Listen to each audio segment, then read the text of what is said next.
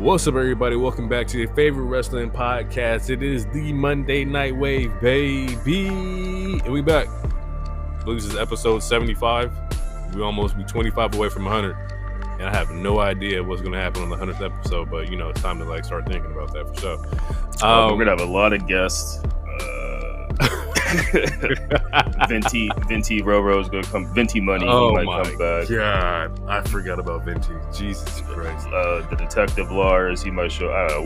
Might even have real other human beings. Who knows? We'll figure it out. I go by Jay, aka the Lonely One, aka the Pod Break Kid, the Babyface, Pod Cerie, Pod Breaker, Pablo Jacob Freeman, because I pod better than you when you know it. Misrespected Jumpers in the building for show. And we got a good episode. It's gonna be some Saturday Night Main Event talk, some all-in talks, some cowboy shit talks in this one for sure.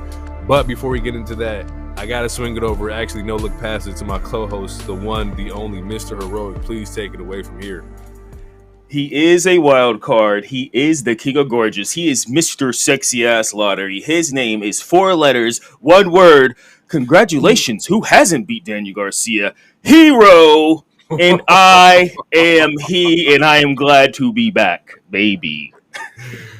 Oh, that's fucked up. Probably my favorite promo ever. That's crazy. Because he should not have said that. Definitely shouldn't have said that. Yeah. Definitely should have said that. It sounded good at the mirror though, but for sure. Yeah, we don't got a lot of news in this episode, but we'll talk about some quick things real quick, or some quick topics real quick. First off, congratulations to Kalani, Jordan, and Mello for getting engaged or getting married. Actually, that's dope to see. No, I think it was just engaged. Or engaged. My bad. Yeah. Getting engaged. So shout out to them. Yeah, congratulations. He don't miss. Mello don't miss. So. That boy don't miss. You don't miss at all. Yeah, I think that hopefully we get to see Kalani Jordan come up. Draft is coming up pretty soon, so hopefully we get to see her on the main scene. I know the women's division could use a little injection. They already got a quick little batch with Vakir and Julia, but there's some people still down there that I would assume after Evolution you start looking at. I think Sol Ruka had a match on SmackDown last week. Yeah, she did. Yeah. So they coming for sure. Oh yeah. Speaking of NXT, and the legends down there, Shayna is the producer, and that was surprising to me. Not saying that I didn't think Shayna could do it, but I for sure thought Shayna was about to be in Death Riders. Same. So she did release a statement, and I don't think she's like a full-time producer. I think that was like a tryout or audition maybe, or so. I don't know. It doesn't seem like she is fully going to be doing that. I think she still does plan to wrestle, but regardless, it was. I mean, and the match that she produced, it was well received. And then once it came out, it was her. Everyone was like, "Oh shit!" Everyone was excited about it. So yeah, and if it's time to put on the suit, it's time to put on the suit. If you still want to do other stuff, that's perfectly fine too. So I'm here for it. And the thing is, there's nothing wrong with in theory the suit, right? Because that's just that's like coaching. It's like you take the game to a whole different level, and now you're coaching people into having great matches. Yeah. I mean, if we really want to keep it a stack, it's like TJ might be one of the best when it comes. He might be the best when it comes to producing matches. And and a lot of wrestlers or previous wrestlers are like Jason Jordan's another one. Shane, Hurricane Helms, Abyss. Abyss. He's produced multiple good matches that people were shocked about, and I think the Punk and Drew Hell in a Cell. I think he did. I think. Michael Hayes. Anyway, it's not. Yeah, like you said, it's not a bad role. Sometimes it comes off derogatory, like a slur or something, where it's but yeah, no, it's not a bad thing, especially if you're getting paid and you ain't got to put your body on the line. Sounds good to me. But also, on some goosebump rock shit, people really, the wrestlers really like wrestling. Some of the names I just dropped, they had to go to producing because of injury and whatnot. Right. and she still has stuff left in the tank. So if she wanted to go to AEW or GCW or whatever the case may be, she clearly could. But yeah, producing is not that good. And I think like with Shayna is like, I hope people don't forget how dominant of a run Shayna had in NXT. And that's the perfect person to have like kind of like orchestrate some of the women's like division. I think like she's beyond, qualified to do that role. If you will. Speaking of like Abyss and like also like the TNA aspect, we saw that they're looking for like a $10 million deal per year to get on live TV. How do we feel about that? And is that viable? In this world, wrestling is huge right now. Everybody's like, into pro wrestling. Do we think TNA can find a spot? Is there a network or is there a streaming service that we can see TNA on? Yes, I think it's possible because one, there's like so many different streaming services. And this is no shade to AEW, but like AEW getting their renewal earlier this year, late last year, I feel like that proves that there is a certain fan base that obviously wants wrestling on like available content, like available to see. Like you don't want to have to go to like some random website just to watch it. Yeah, and TNA's been their popularity has been growing ever since their partnership with WWE. They're selling out some of their pay-per-views. They're having bigger venues. Yeah, I think it's completely possible. Like even if it's on like Tubi, like Evolve, like that wouldn't be amiss because that's a free streaming service that literally anyone can get like on any single device. Like I think it's possible. Now putting a number out there, that's the part where I get my skepticism. Like I get worried when people are like, I need a 10 mil, like, because it's like, I mean, it makes me think like, what's your budget now? Because obviously, like some of your guys' videos and stuff, they look good. Some are cheesy or corny or whatever. But like, I don't know, 10 million seems like a lot for a company that hasn't, it doesn't have the same backing as a Tony Khan or a TKO. So I feel if I'm a different, like if I'm a TBS or a Fox, I'm like, well, how popular are you to ask for a $10 million? Like off the bat, like I don't know. So, but I think it is doable. Answer the question. Yeah, it's like, what's your track record for asking for 10 mil? Yeah, like because that's a big number up front. But but to be fair, if you want to present yourselves like you get on TV, you want to present yourself as best as possible. And it's like if you give us the opportunity to produce a really good product, this is what we're going to need to do that. And if you trust us with it, then we won't embarrass you. But I don't know, because it reminds me of like movie producer, or when you make a movie and it's like, man, Jaws went over budget, but it paid out because Jaws is like amazing movie. Jaws. Right. Jaws, like, right. But it could have flopped, so. Yeah, I mean, there's no true way for us to like really predict or see how things are going to flop. Because with us in particular, we don't really have the foresight to see that. But who does have the foresight? This man in our group. Yeah, the Oracle. Yeah, the High Council. Some would say. I wonder if he's available to to chime in and give us his input on like these hard times right now.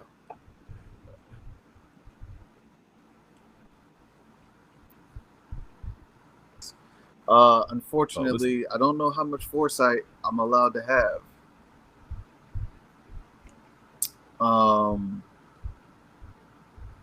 It is still your boy, the third Mike. Mm-hmm. I've lost my moniker, so I'm not sure who I am at this moment. My identity has been stolen by a white balding man from wrestling, and I'm still coping with that at this point in time. So new moniker to come soon. But for now, it's your boy DT. What it do? Can we even say the word on air? Technically, are we allowed to say that? No. I mean, you can't put that shit on no shirts, no mugs, no nothing. You just the O. I'm Omarion. Rebranded. You just the O. TNA. Say it in TNA. Spanish. What's Oracle in Spanish? You can do that. Let me dig into my Duolingo. You feel me? 455 straight days. You better Of figure it out. 'Cause Espanol. They got TNA. I don't see a problem with it. They want to compete. They want to compete with WWE and AEW. Continue to grow their brand. I think they should look to expand, look to get more money. TV deals are generally a good way to make sure you have enough money to pay for talent. So this could put them in that arena in terms of being able to draw in talent. Because you never know with people not getting certain storylines or getting TV time on certain promotions. There's always that opportunity for people to be able to move around. And if TNA can get the bag to secure some more funds to be able to get some more talent, it's only going to help them build. So, and is TV overrated? We see everybody going to streaming now. You know, we see that WWE's on Netflix worldwide. They still have SmackDown on TV. AEW's on Max, and then I think like Disney Plus and Hulu in Australia and stuff like that. So is TV overrated, and should they find like a streaming service? And what does that look like? I wouldn't say TV's overrated. You're still going to have people who are going to tune in and watch where they can find you. I think it's going to be about them letting people know where they're at. From that standpoint, what channel are you getting, right? Is it a channel that's on basic cable? Is it a channel that the content you're delivering? Those kind of things. In terms of apps, transparently, where could they go? I was like, the NXT has CW, and that's like the most like basic channel everybody got is like CW. CW, yeah. It's tough because you don't want to go to Peacock. Don't necessarily want to go to Prime, or HBO. So maybe Prime would be the one. If they could remember that's the AEW's partnership is with Prime now. Yeah, but that's just for PLEs. They don't have running. But we don't know what that looks like. Terminology looks like. Yeah. They could do Hulu. They could do Hulu in the US. You could. And as long as you got the Disney package, you pay, what is it, $25? You get the Hulu too. So yeah, you could. I think Hero mentioned like Tubi, but like Evolve's over there, but also Tubi is available to everybody. Like it's there. So there's another one too. Yeah. Not Sling, but there's another. Is it Fubo? Fubo TV? I ain't seen that. Yeah. I ain't seen no Fubo. Yeah, FUBO. I was like FUBO. All right, cool. Yeah, sure. You like it, I love it. Where we starting? Do we want to start with main event? Do we want to start with All In? Where do you want to go? We should do Saturday. It's a quicker show, and like All In is supposed to be the WrestleMania, so and I feel like this is what people are here. This is what they want to hear us talk about it. You know, we should give them their give them their spotlight. All right, Saturday night main event then. We're gonna kick it off here. Randy versus Drew, right? This was the opener match. I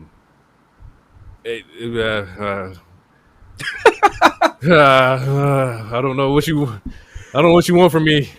It's pressure. It's a lot of hot. It's hot over here. I guess it was a setup for Jelly Roll and Logan Paul, like. Which was, it was teased on SmackDown. So this is what I'll say real quick. Since you're having trouble finding words, which is fair. Like, when we talk about All In, I'm gonna talk about a tax. Like with Saturday night main event, there's a tax, and that tax is like we know there's gonna be random BS commercials. We know some of these matches ain't gonna get the time. I mean, they're gonna get time, but it's gonna have 30 commercials in it. So like that tax automatically kind of like takes a star off. It kind of these are essentially these are televised special events. These Saturday main events. I wouldn't And they consider them hurt to PLEs. Yeah, and sometimes they hurt to like. Honestly, I recommend I recommend don't watching them live. So that way, instead of wasting, wasting it's a harsh word, but dead ass. Like instead of wasting 2 hours, you can do it in an hour and 10 minutes. I was so mad at you. I was so pissed off because I watched it after All In, and I had the ability to rewind. And you usually have the ability to rewind through everything. I was like, this is the hero experience? This motherfucker, this is a breeze.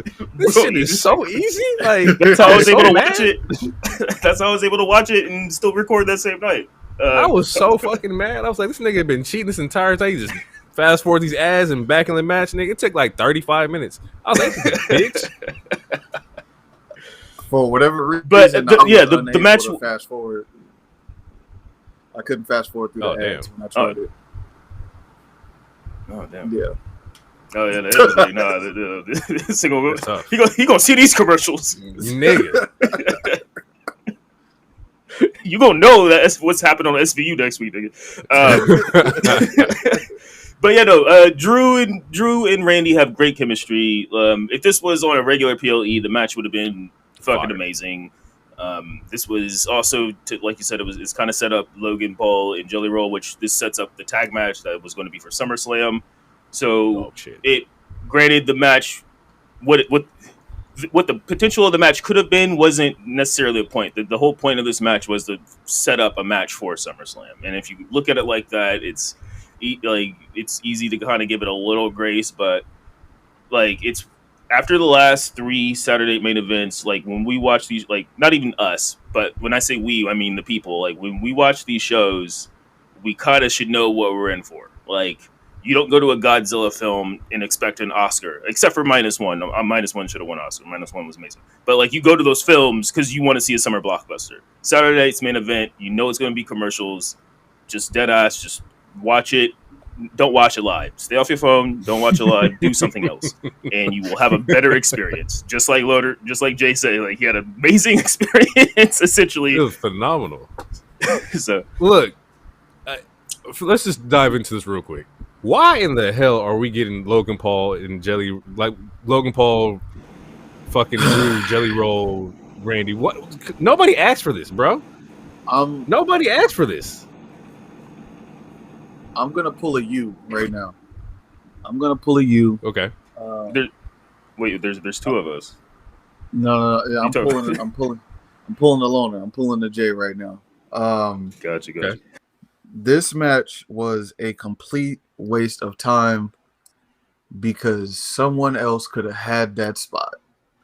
You are setting up a bullshit ass match with a celebrity that real wrestling people do not give a fuck about. Now, listen, I understand you want to have some notoriety. You want to get eyes on the product. You would think, like, this was counterintuitive with your counter programming. You're going to put... And then we're just banned on this show. It's not. It's not. It is not. Fuck that. If it's banned, it's gonna be banned after I use it. Okay. You're going against another promotion's biggest show of the year.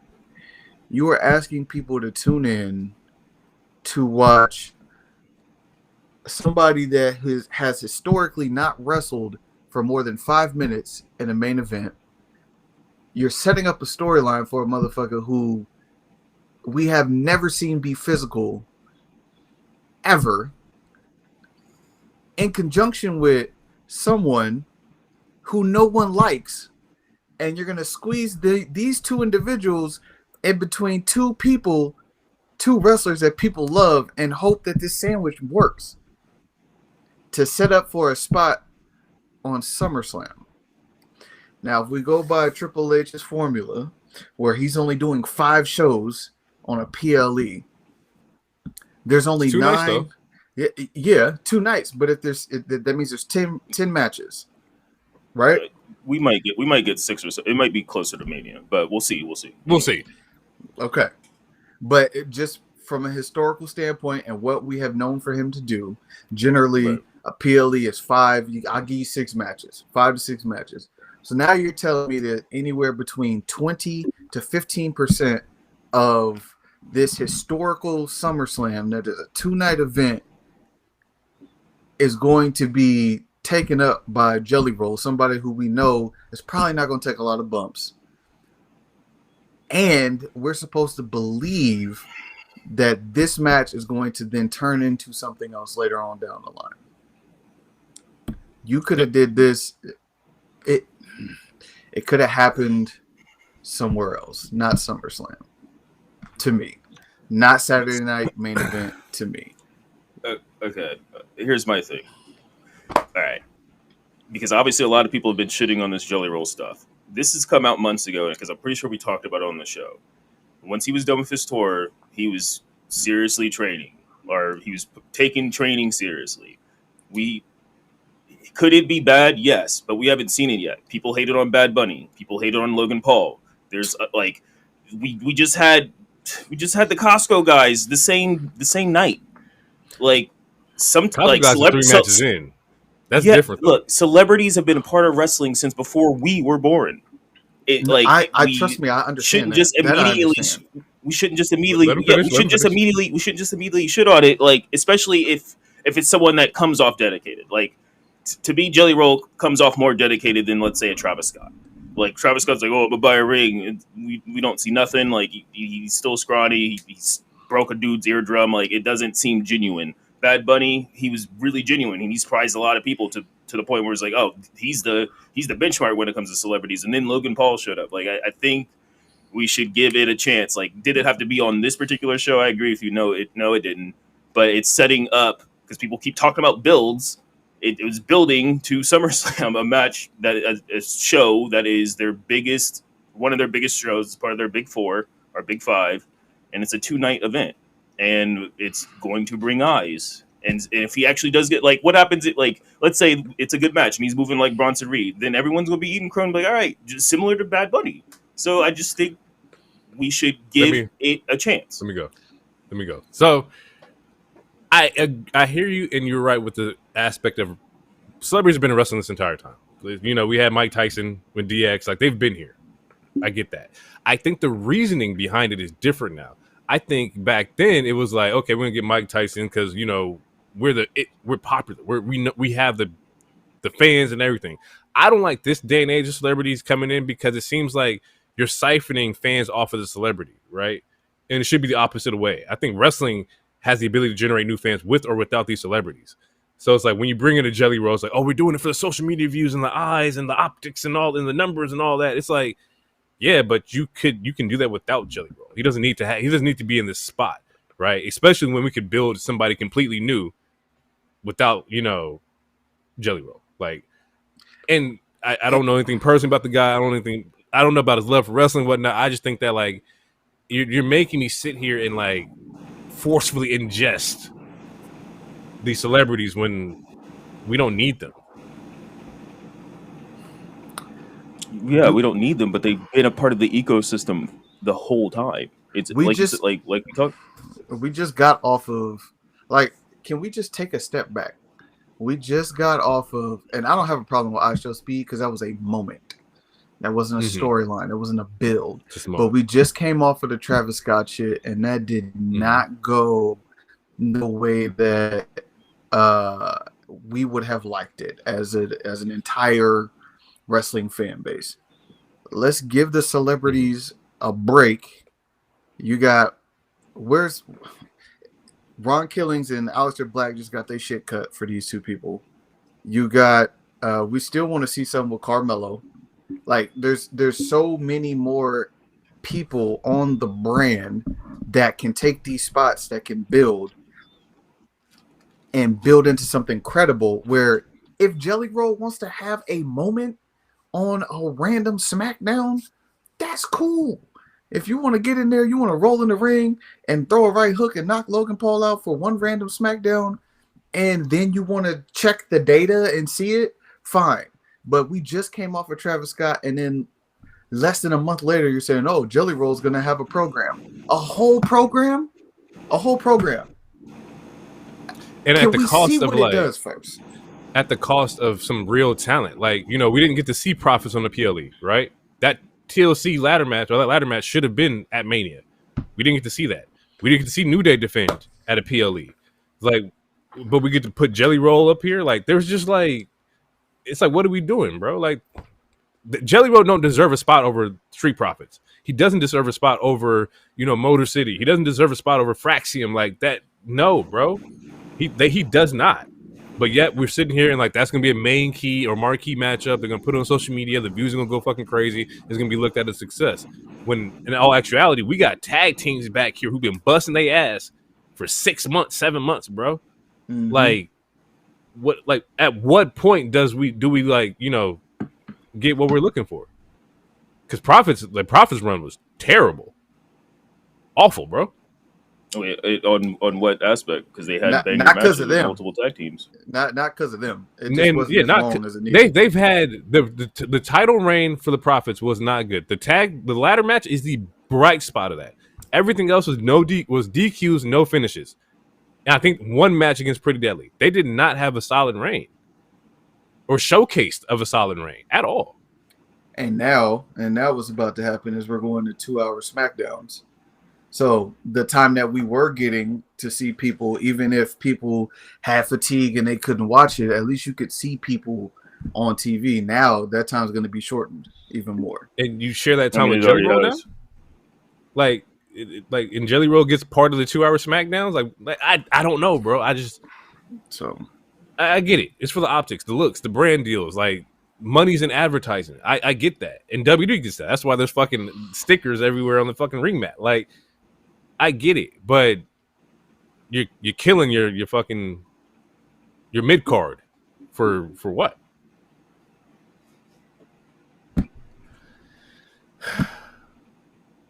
Real quick before you get off of it though, as it pertains to the story from the Logan Paul lens, I like him saying we don't need celebrities, you don't belong here.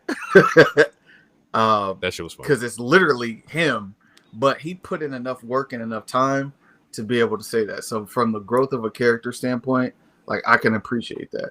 But personally, I think, and hopefully this will get to that, but I think I definitely want to see Randy and Drew again by themselves in a storyline that goes a couple of PLEs. And hopefully this will end up leading to that. But we didn't need Jelly Roll to get there. We didn't need Logan Paul and Jelly Roll to get there. And I think maybe it's if my bad, DT. No, you good. I think if Jelly Roll's like special guest referee, I'm cool. It's a little 1v1. Like, that's fine. Jelly Roll could be the special guest referee, but like as far as like in match, it just seems like a tad like disrespectful. Just a tad. Or if he's constantly fucking Logan Paul over and then they do a 1v1 at something else later down the line. But he come out, you got a concert, Logan Paul comes out, breaks your shit, whatever. Y'all going back and forth, and then you're squeezing these two people in between Drew and Randy to add some credibility to the wrestling portion because Logan's not going to be able to carry that all by himself. I don't want to see that shit, dog. Not with them two. Yeah. What if he's like, hey, he had a liaison? What if it's like, okay, Jelly was like, I'm not gonna get the ring, but I got somebody for you. It's like, okay, well now we got Randy going against Logan Paul because that was his liaison, was Randy Orton. Like, I'm cool with that. Like, there's ways that we can do this and still maintain the integrity of like wrestling in people's time. Like, so, however, Jelly Roll can sell the fuck of a Claymore kick. Drew kicked the fuck out of him, and it was sold properly. He died. Yeah, he died. He definitely died. He gets in the ring and he shows out. Kudos, congratulations. But I still don't. Personally, I'm not checking for Jelly Roll to be wrestling. That's just not me. It was it's funny because they had mentioned, like, you know, before, like, the women wanted to see like if Cardi can get in the ring, and I feel the same way. I was like, I don't need to see it, bro. Like, I respect it, yeah, but no, like, no. If you want to slap somebody on slap somebody outside, and like as a fan, Cool, fine, but running them ropes. Mm-mm. Mm-mm. One wrong move and all that shit gonna explode. All right, nigga. We got What? Tell me I'm wrong. Tell me I'm wrong.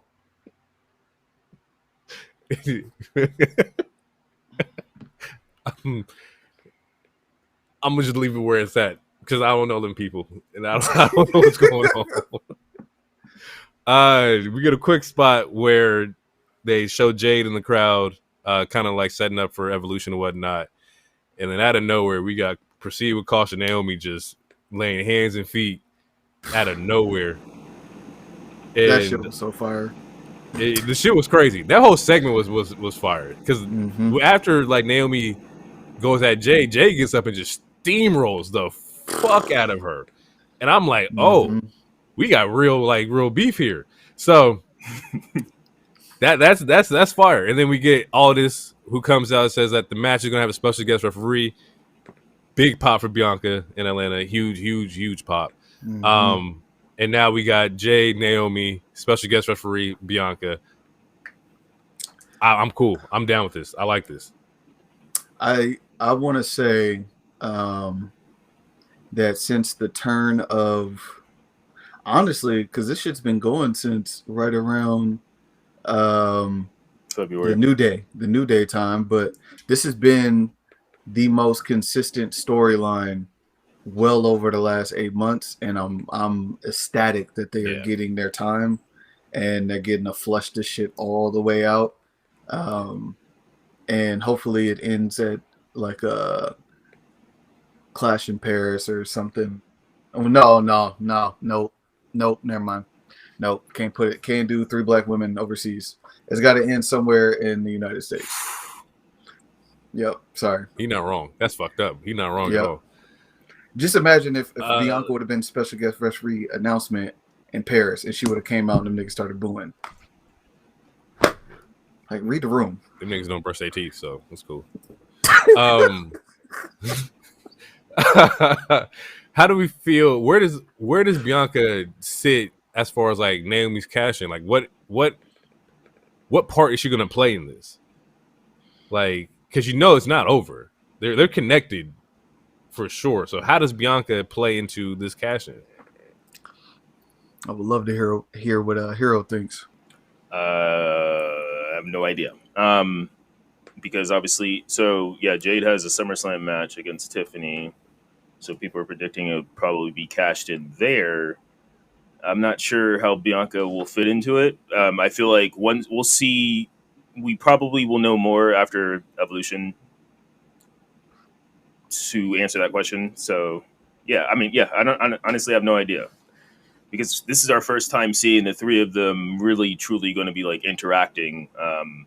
Besides the one time when, the one time in the ring with just microphones, like they're all going to be in the ring, even though Bianca's not an active participant per se, because she's going to be the referee. But we know that's going to come with shenanigans.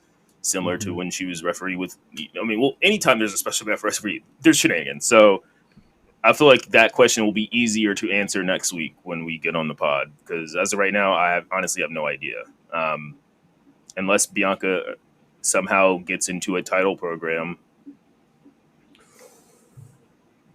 Okay. But the only thing I can think of, top of my head right now, Naomi cashes in either immediately after Jade wins or during the match to make it a triple threat. Bianca somehow becomes number 1 contender. Jade's upset, and then eventually you get a triple threat. It's gonna end in a triple threat. Yeah, it's definitely gonna end in a triple threat. If I had to guess, I would probably say SummerSlam because Bianca was talking. The first promo was Bianca calling Cardi B for SummerSlam like last year. So. Yeah. I think since then she's been tagged to be there. My only concern was watching her come in for the guest referee announcement when she was doing the babyface slap the hands of the fans. She started with both hands and then immediately had to pull her, I guess her right or left hand back, the one that she injured. And you can see that she was still holding it tight because I guess either people were hitting it too hard or she still had discomfort. So that was something I was watching. I know it's small, but she only proceeded down the walkway with her opposite hand, her uninjured hand, the rest of the time. So hopefully she's good to go and be ready in 2 weeks. So we'll see. But I would love to see a triple threat. Double main event or whatever they called it for SummerSlam. Well, the Tiffany and Jade matches at SummerSlam, right? Or is that Clash with hers? No, yeah, you're right. That is, yeah. So she could, yeah, you're right. She could try to cash in. Bianca stops her from cashing in. And I was thinking about that too. I was like, what if she doesn't? What if Bianca just lets Naomi cash in, and that kind of fuels the feud between her and Jay? Like, you watched her cash in on me. Like you didn't stop this. You didn't like nothing. Because we need some real angle for Bianca to be, or for Jay to be mad at Bianca, and we haven't got that just yet. Yeah. Well, yeah, like, I mean, she's showing a lot of like distrust. Yeah, but it hasn't ramped up yet to where it's like. But I think that's what we're gonna see during the Evolution match. We're gonna see that you counted kind of slow for like I think we're gonna see the typical ref shenanigans. I think to ramp up that distrust, or it's like, well, you didn't answer my text. Well, double, all the the drama. That's what we're looking for. Is the drama for Bianca and Jade, and we're gonna get that for sure. And what better way than like the special guest referee to kind of start that, and then like you also watch her cash in on me, and so now I don't like you, I don't like her. Let's do this triple threat somewhere, like San Diego at Summer or at Survivor Series or some shit like that. Like we can do something somewhere. Jimmy versus Solo. Solo's first United States title defense. To be fair, Big Jim was wrestling this. Big Jim had some spots. The corkscrew was kind of fire. He hit the German off the apron. Big Jim was trying to get down. I respect it. My first note was like, are the MF T-shirts Death Row themed? Yeah. Oh, yeah. Yes. Yeah. Okay. I was like, that looks like Death Row. Okay, cool. All right, glad I wasn't tripping. If one thing they're gonna do is they're gonna pander to the blacks. Like, I mean, hey, yeah, never mind. I'm gonna leave it alone. But if you heard the Jacob Fatu track, man. Yeah. I want to say something so bad and I can't. Go ahead, get it off your chest. I gotta eat that. That shit was. All right. Yeah. Post match, we see that Jimmy takes the L, but he's getting hands and feet by the MFT, My Family Tree. Or actually before that, the pin happened with Tala putting his boot on Solo to kind of help him get the win here. Mm-hmm. But then it's hands and feet on Jim. We get a JKF2 spotting where he comes out and kind of gets the heat off of Jim and whatnot. What's the vibe here? What are we feeling? Where do we want this to go? How do we like? Are we gonna get the rematch between Solo and Jacob at SummerSlam? Like what? And where the fuck is Jay? Why didn't Jay come out and save Jim? He's on a different show. No, it's not fair. Jimmy helped him out twice. Like, how he answered this, I was like, where is Yeet Man? Because we're going to get Yeet Man and Jacob versus, or it's going to be Usos Jacob versus Solo and MFT at some point. Yeah, so, that might happen like next SmackDown. Count the numbers. I mean, they still. Oh, is this how Roman returns? Hello. Is that what you're implying, Mr. Oracle, sir? Hey, can you bleep that out? Can you bleep that out? Yeah, we can't say that word no more. Yeah, I said Mr. Oracle. That's different. We put a Mr. in there. M-I-M-R, an apostrophe, or not apostrophe, a dot, a circle, a period. We can't call it anymore. We spell Oracle with the number 3. We spell it with the number 3. Yeah. Hey man, This nigga here. Listen, anytime the whites steal something, we got to change it. So, I'm sorry. Oh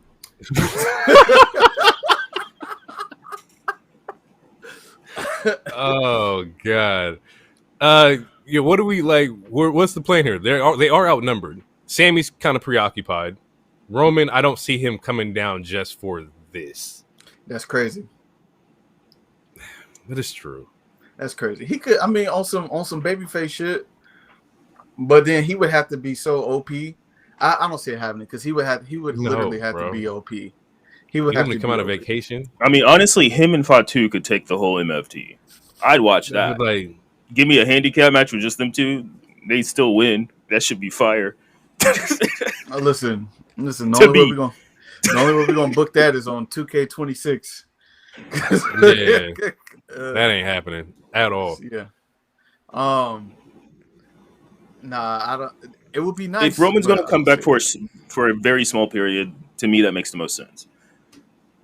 Because he's not going to have a program with Punk. Like it was rumored to have. He was supposed to have a program with Seth. We'll get into that, but even then, that was not guaranteed. That was just a rumor.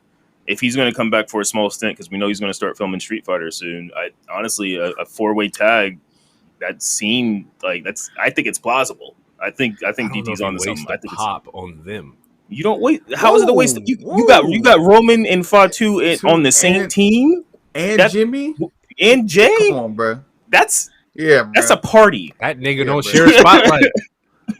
His whole right hand man won the belt. He didn't show up once to congratulate. He don't care about them niggas at all. No, he don't. Yeah, he did. That's why Heyman left. That's all part of the story. He don't care about nobody. This true. This man watched his wise man get thrown through a table, and his boy win the belt. Nowhere to be seen.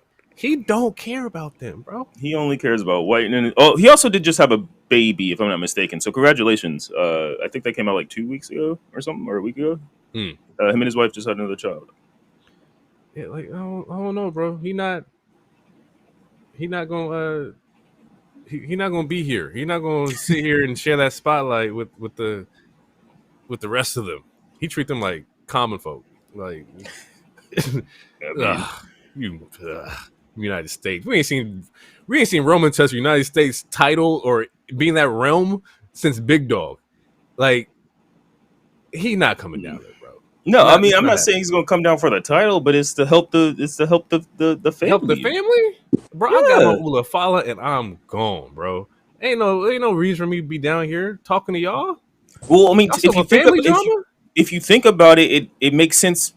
Like, granted, it's all family, it's all bloodline tree stuff. It makes sense because Fatu is actually a Fatu. Like that babyface team are all technically related. Solo's the only one that's like he has a team full of cousins who aren't technically related. Like there's story aspects to it that makes sense, and especially if you're helping out your Big Jim getting beat up, and if this leads to Big Jim getting his first solo title, we here. Roman about to come back and Spirit John Cena is going to help Cody get the dub. For what? You just that's TK booking. Like, what are you even talking about? Like, why would you do that? That was the most random press square on a randomizer I've ever heard for a fucking story. Sometimes you gotta throw shit at the wall, man. I'm saying, like, you got shit up there. That ain't here. What can he do? How can we make Roman pop off? Spirit team up with Fatu. A spear into a moonsault, bro. That's gonna do numbers for. That'll do numbers, bro. You know what'll make numbers pop off? What'll bring Roman back to fill that vacancy that Seth just left. I'm just come in. I'm gonna spear everybody in that bitch. Spear Paul Heyman, and I'm gonna take the briefcase and just disappear with the briefcase. That's just that nigga took his opportunity. What Jay just said. And maybe this is his gateway. If he come down, if Roman come down and help out, Jim and Jacob, this could be your team that you can take out Seth's crew while Seth's not here to dismantle his shit while he gone. But even then, it's like, Bloodline 3.0. Seth's not here. Yeah, like we'd already been here. Like, no, he can run his promo back for the workhorse. I don't know what Roman's gonna do, bro. I really don't, bro. I have no idea. No, he about to be Akuma, bro. He don't need to be doing nothing. That hurts my soul. Akuma's my guy. That's my favorite fighting game character. See this nigga Roman play this character. I knew they were gonna make this movie. You're gonna love it. You're gonna love it. He gonna dye his hair red. He gonna put in red contacts. He gonna have the bead necklace. It's gonna be. You gonna like it, bro. You're gonna like it. And And then Here's the other thing. The I wanted to say, you talking about he gonna be shooting Street Fighter shit. 40% of WWE's workforce is gonna be shooting Street Fighter. Street Fighter. That's a fact. This might be the chance we get a black champion while they shooting this movie. Oh, my bad. This nigga is My fucking bad. wild. Hey, I ain't been back. I'm getting my shit off, nigga. All right. If black you mean a super tan Braun Breaker, maybe, perhaps. That's- Carmelo versus Braun Breaker for the World Heavyweight Championship. Man, I don't know. We gonna see. We gonna see. Since we already kind of like mentioned it, LA Knight versus Seth. yeah. This was going to be the match of the night because they was gassing this bitch early. I'm not gonna lie, I was entertained. There was moving. It brought the energy back. And then we see Seth hit the senton and then followed up by a moonsault. It looks like he jammed up his knee. At first, people thought it was a work, and as I watched it on the playback, I was like, that was not a work at all. No. Like he immediately went to the corner and he's down. Like that wasn't him like grimacing or being like a heel or nothing like that. That was like that's a real like injury. Mm-hmm. So it hasn't came out what what happened to Seth's knee, or if it was his knee. We just know it has something to do with his leg.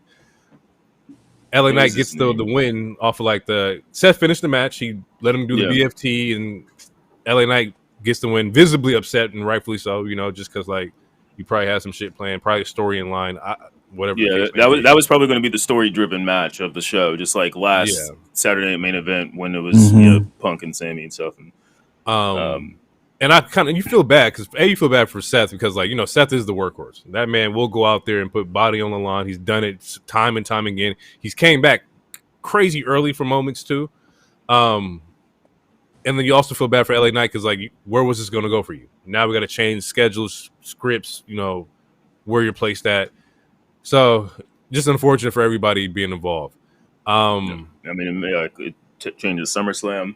What does Punk do? Well, I mean, I think we're setting up Punk and Gunther. You think? Then that could have been the case too. Because they had an interaction and like he pushed him, and now that Gunther handled. Well, I mean, we'll talk about it, but like, what's Gunther's program? What's Punk's program? Gunther has just put them together. Just put them together. Yeah. Does Braun take that briefcase? Okay, so it depends on how long, because we talked about last night, and I thought about it some more, and I also saw some takes. It really depends on how long he's injured, because technically you have a year to cash this in. If like frame by frame, this is like it's damn near exactly how he got injured versus Jinder Mahal before Mania 40, and then he was able to come back like 2-3 months after and still have the Mania 40 match and the match with Drew. But he was super hobbled and injured. So it really depends on how long he's going to be injured. If he has to stay off of TV for 5 months, that's fine. Because if you think about the pop that you would get of him returning after like 5 months and then also still cashing in, that's 2 big ass pops back to back. So it really depends on how long he's going to be injured to figure out what to do with the briefcase. Because if he just has to sit out for 5 months or whatever it is, like at the end of the day, you have a year for the contract. So if he can come back within this year, it is perfectly fine with them keeping the briefcase and just Heyman holding it, or you can do storylines of maybe Braun wanting to take it or whatever. But yeah, honestly, it really depends on how long he's going to be out. If he's going to be out indefinitely, then I would ponder the idea of doing relinquish the briefcase or have another match for the briefcase, similar to, I mean, it's happened a couple of times in history where like Miz took the briefcase from Otis, which is how he cashed it on Bobby Lashley. Like, so it's possible, but I think once we figure out how severe the injury is, if they tell us, then we can start pondering like, okay, well, let's do something else with this briefcase. But if it's going to be a minor injury or out for just a little bit, then just keep it and you'll figure out storylines with it.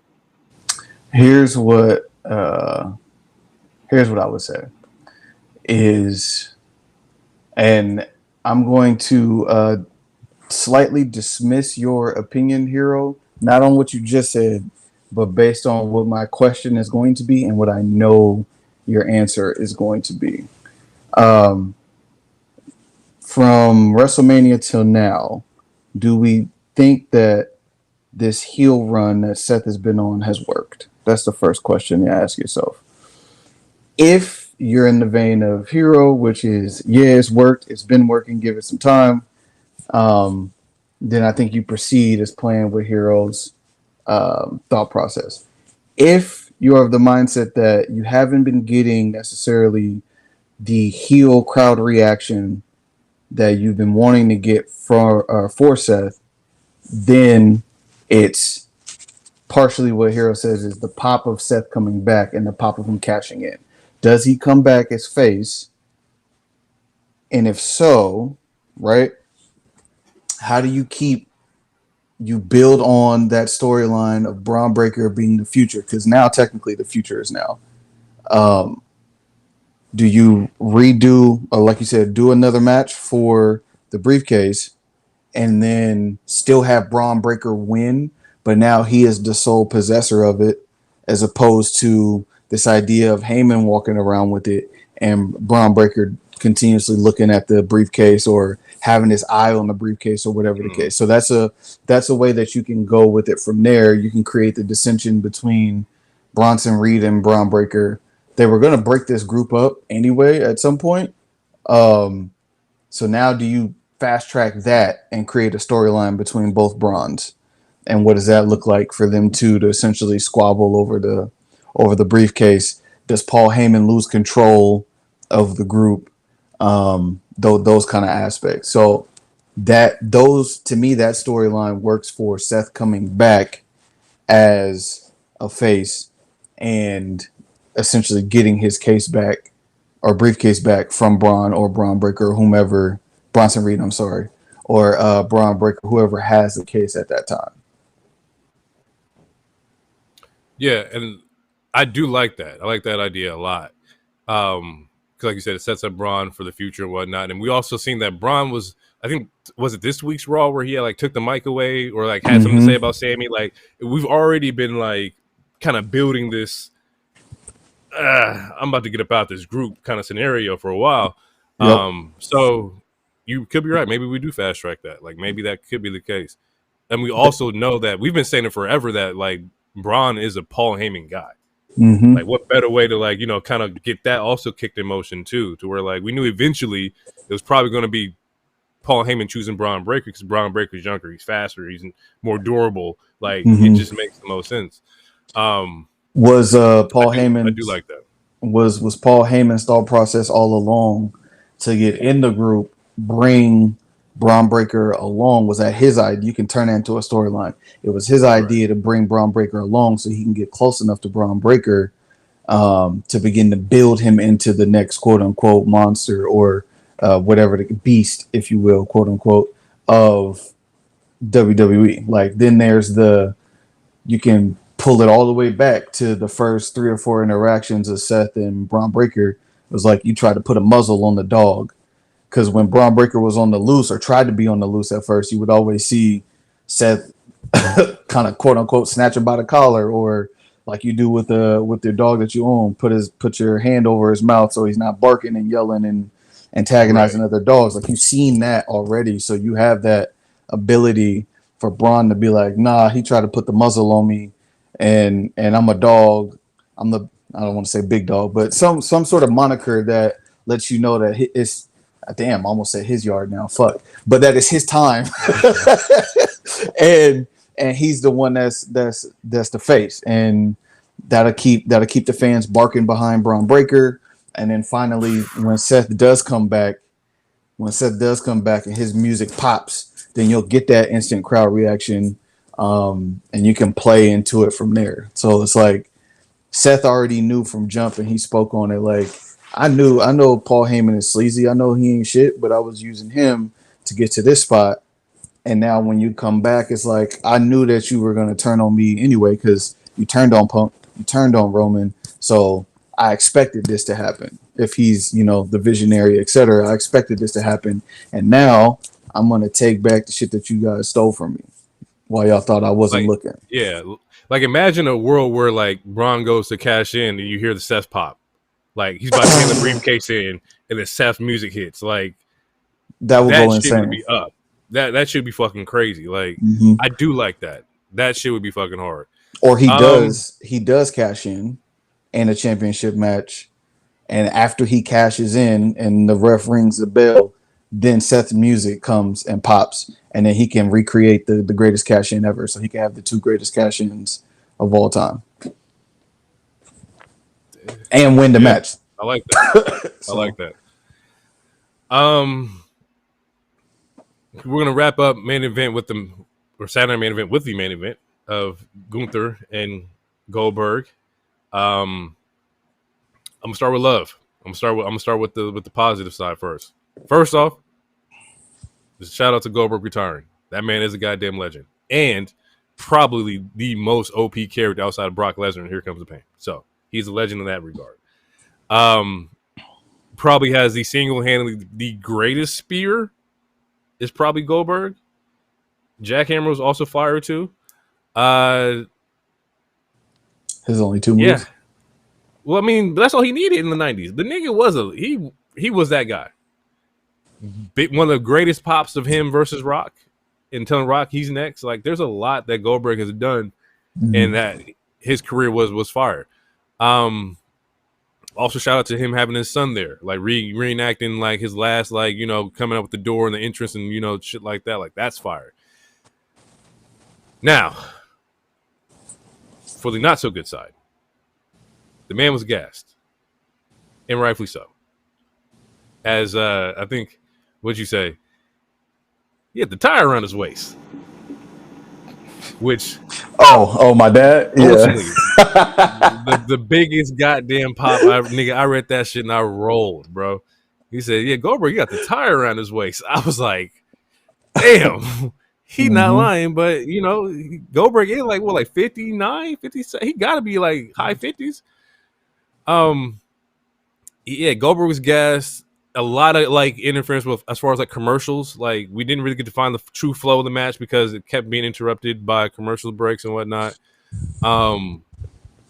I didn't have any spots. I think it went from him spearing the barricade, commercial.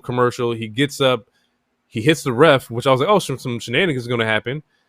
No shenanigans happens, and then he gets choked out by Gunther, and that was it. And then when you come back from the match, from or commercial break, he has like a minute to get off his retirement speech, and the broadcast ended. So I was like, damn, bro, like this man's retiring. We can't give this man 5 minutes. Like, what happened here? That was a disservice because the Seth and LA match was already cut short. So you can't tell me you didn't have time. Like you I'm just not gonna believe that. There's no way you didn't have time for that. I don't think that's a WWE thing. Like they're on NBC. Probably like networks, it's yeah. it's a network thing. Like, We got to run 16 ads. We got to get these ads in somewhere, regardless of the match cut short. Like, I get it. because if it was like a baseball game, they would have gave an overrun for at least a couple minutes. But Yeah. But then why not put heavier commercials in between the matches since one match ended early? Like you could have gave him. I think they're preset. Damn. I think they're preset. I think we're gonna run these ads during this time slot at the peak, or because it's funny because how it works is that we're gonna let somebody either like do a swanton, a spear, or somebody gonna go through the barricade, ad, and then we come back. You get like a longer ad. Like these things are placed strategically, like all the time. So I don't think you could have maneuvered around that.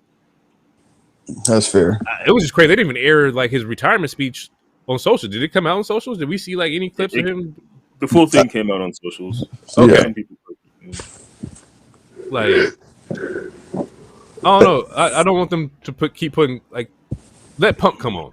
Gunther don't need to be wrestling nobody else that he don't need to be touching up with. Like, No. I mean, honestly, I feel like the match shouldn't have taken place at Saturday's main event, but since it was in his hometown, that's why they did it. Like, I don't know who knows the next time they were going to go back to Atlanta. And I guess he wanted to get it over with, but I kind of agree to like it feels kind of like a disservice because like that is Goldberg. Like he, as much as as fun as it is to shit on him for how reckless he can be to hurt other people or how short And his hurt matches himself. are and whatnot, and hurt himself, he was one of the biggest stars in wrestling history. Like it's easily like it's not even a debate. Like there was a point in time where he was more popular than anyone. Like if it wasn't for him, we wouldn't have got the Stone Cold that we got. Like that was their counter. Like we had to get the Stone Cold that we got to combat how popular and of an icon, no pun intended, Goldberg was. So it's like I do think it was kind of a disservice to have it on Saturday's night main event with a show that we talked about earlier. Like it's littered with commercials. Like that was the biggest complaint last Saturday night main event, and it's been like that for all. What is this, like the fifth one, the sixth one? It's been like that it's been like that for all of them, and it's really irritating. And that's why I'm like, you have to put a tax on it when you know you're watching it because you know what we're gonna get. But I do agree, like, yeah, it's like for a legend like that, honestly, I wish it would have been like SummerSlam, but he wanted to be in Atlanta, so I don't know. It's kind of just one of those things. I guess it is what it is, unfortunately. You know how up you got to be to make Hulk Hogan jealous. Like you know how like up how like that nigga was over, bro. To where Hulk Hogan was like, "Fuck that nigga." He got all the shine. Like, yeah, bro. Goldberg was it.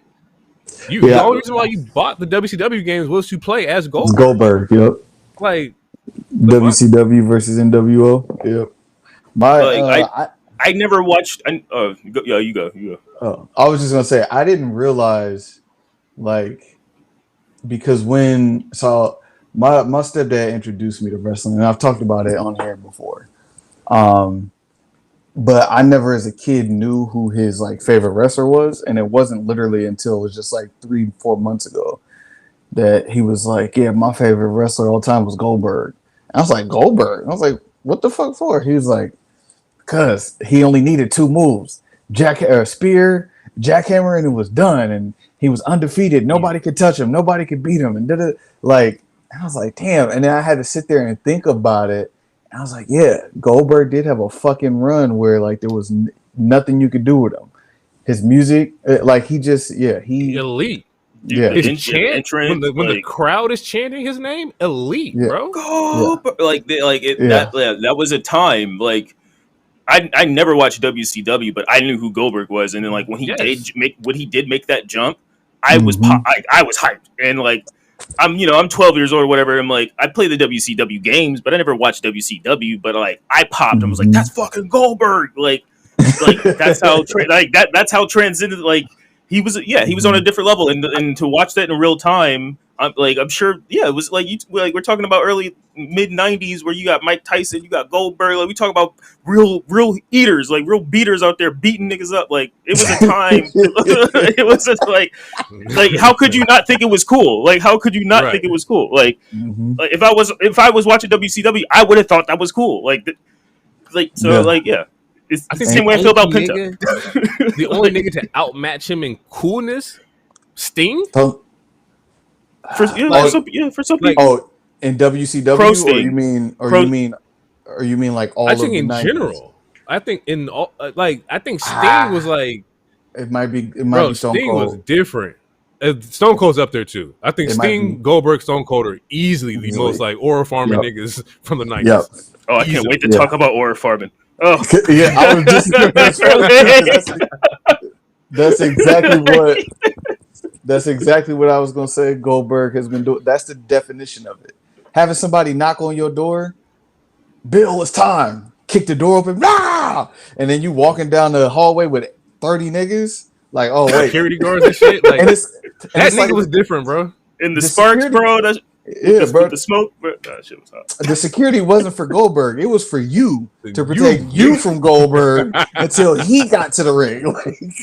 Like, so yeah, man. Like, yeah, we like you, Hero, like you said, Jay, like you said, like we'll talk shit about his matches being short and him having a limited move set, but Goldberg was the 90s, bro. He was the 90s. That nigga had WWE scared. Goldberg, like, because had WCW really knew what the fuck they were doing, like Goldberg was it. That nigga was everywhere, bro. They knew what they were doing for 93 weeks, and then they 93 weeks. And Vince was like, "Got y'all niggas," like, because Goldberg was something else, bro. Goldberg, NWO, Sting, like that's it. NWO shirts are everywhere. Like, absolutely, you got to give it up to Goldberg for carrying that, like that WCW legacy, like for sure.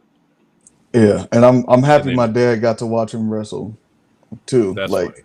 Watch his last match. He was excited. Even though he was pissed about it in the text message, he was happy. Because he had called me like 3 days before. It was like, when's that Goldberg match? When is it happening? I was like, it's coming up. He's like, where can I watch it? NBC, Peacock, 5 o'clock. He going to be the main event. All right.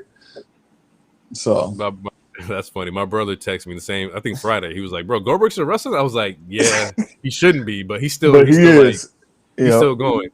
He was like, "Oh, I'm about to check that out," and like that's where they get you. It's the nostalgia of like the old school wrestlers and whatnot.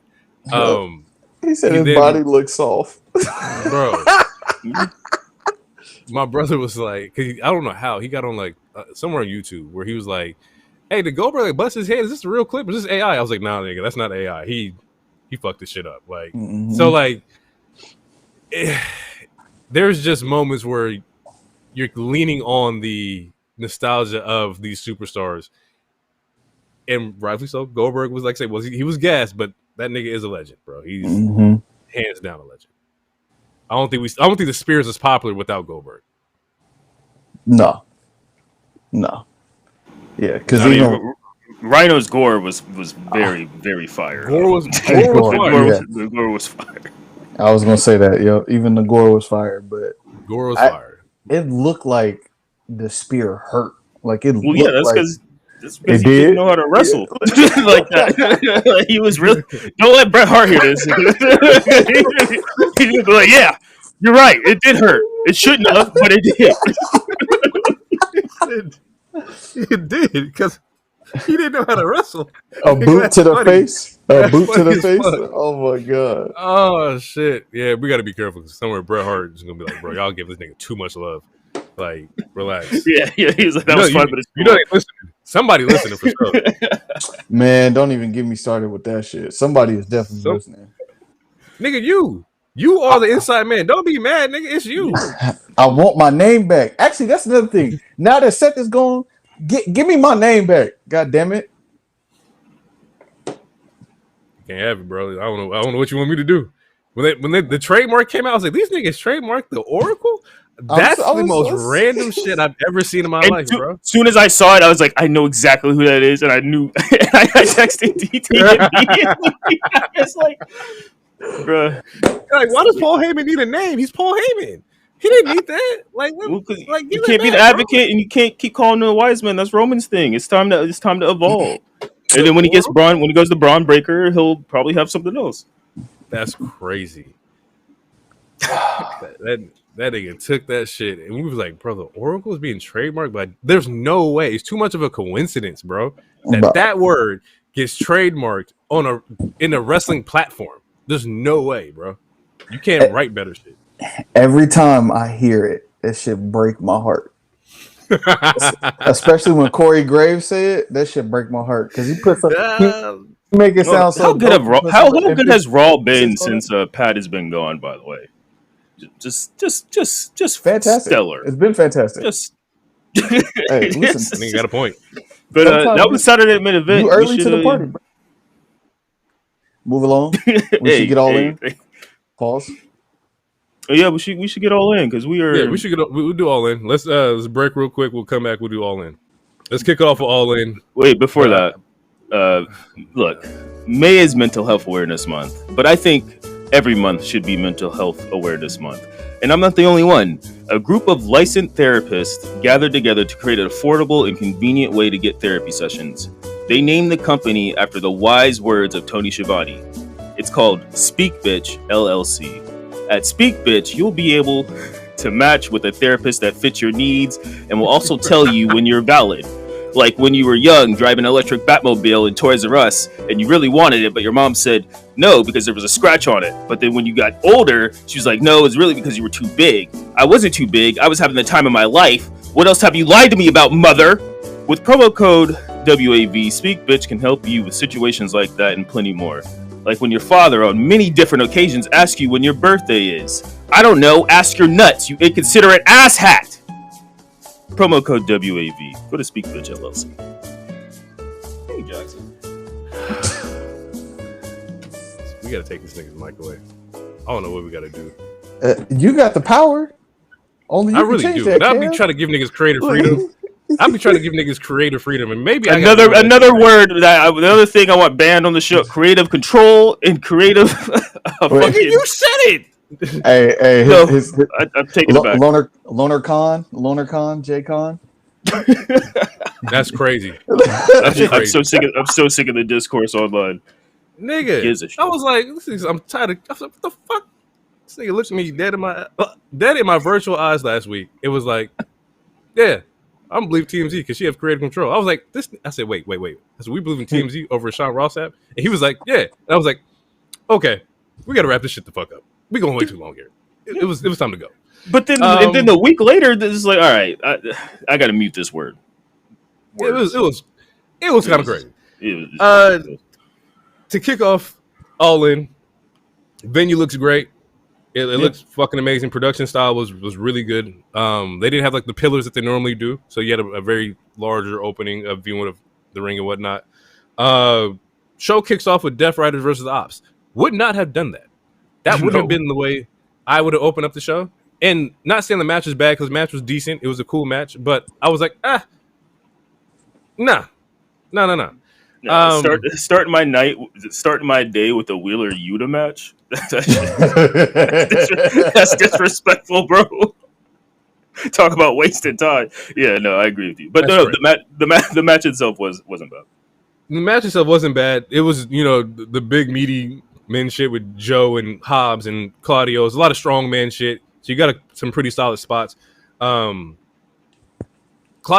put fucking Hobbs in like the Doomsday device. That nigga strong as fuck, bro. Oh yeah, that motherfucker is ridiculously strong. I was like, what? He has big ass Will Hobbs on his neck. Like, who the fuck is thinking about doing something like that? Bro, he caught Big E out of the air. Like the one time when I saw him catch Big E out of the air. I was like, yeah, this man is different. I was like, what the fuck? So that was my one takeaway from that match. And then post match, we see that they end up like stomping Joe's neck in with the chair and whatnot. Kind of like writing Joe off, or what looks like writing Joe off. And I was kind of like, okay, maybe this is a setup for later, like in the main event. Maybe Ops is going to come out and kind of like equalize some shit with the Death Riders. No, Ops didn't get no get back on Death Riders. So I'm like, well, is this opening up the door back for a hook? Like, what's going on here? I didn't understand why Joe got stomped out and then he got stretchered away. And normally when niggas get stretchered away, it's kind of like they're going to be off for some time. Twisted I Metal was 3. like, I don't think they're. I mean, they had season 2 hasn't even released yet. Yeah, but shit. I don't think season 3 has been greenlit, but he might be filming something else. Like, he does a lot of voiceover work now and stuff, so he might be filming. So we'll see. Or maybe he's injured. Like, injured, time off, vacation. I was like, I don't know. I didn't understand. Like, well, damn, we were just kind of like getting used to seeing Joe and whatnot. The niggas are the trios champions, so I guess we'll see what the fuck happens there. But overall, good match. Wouldn't have opened it up. Casino Gauntlet. This match also was not too much of a fan of. Not saying there wasn't a lot of talent in the match, because there was. But I guess like when it comes to Casino Gauntlet match, I was looking for like the surprise, right? It's usually like, oh my god, Ricochet was there last week. Like that was like the big pop to kind of like get you through the match. And granted, this one, Juice Robinson came back after being injured out for a year, which is dope to see Juice back. I'm glad he's back. Do not the shave face. Oh, I'm not a fan. I'm not a fan. I was like, who is that? Who? I said that's my favorite promo from. I love that shit promo. Was crazy. I said millions of dollars. She said who? That was a crazy promo. I said, oh, and then I said the other guy. I was like, fuck. Bro, That's a crazy fucking promo, yo. In this though, we do see that there's multiple stories being kind of like threaded together here. With Juice Robinson coming back, we see that Bang Bang Gang is here. So you got that. We got them kind of beefing with Ricochet and Gates of Agony. That's probably where they're going to go with that. We still see Mystico beefing with MJF. Side note about that, when Mystico came out and they played his music in Arena, Mexico, that bitch was popping. Everybody sung that shit. In Texas, in America, it does not pop off like that.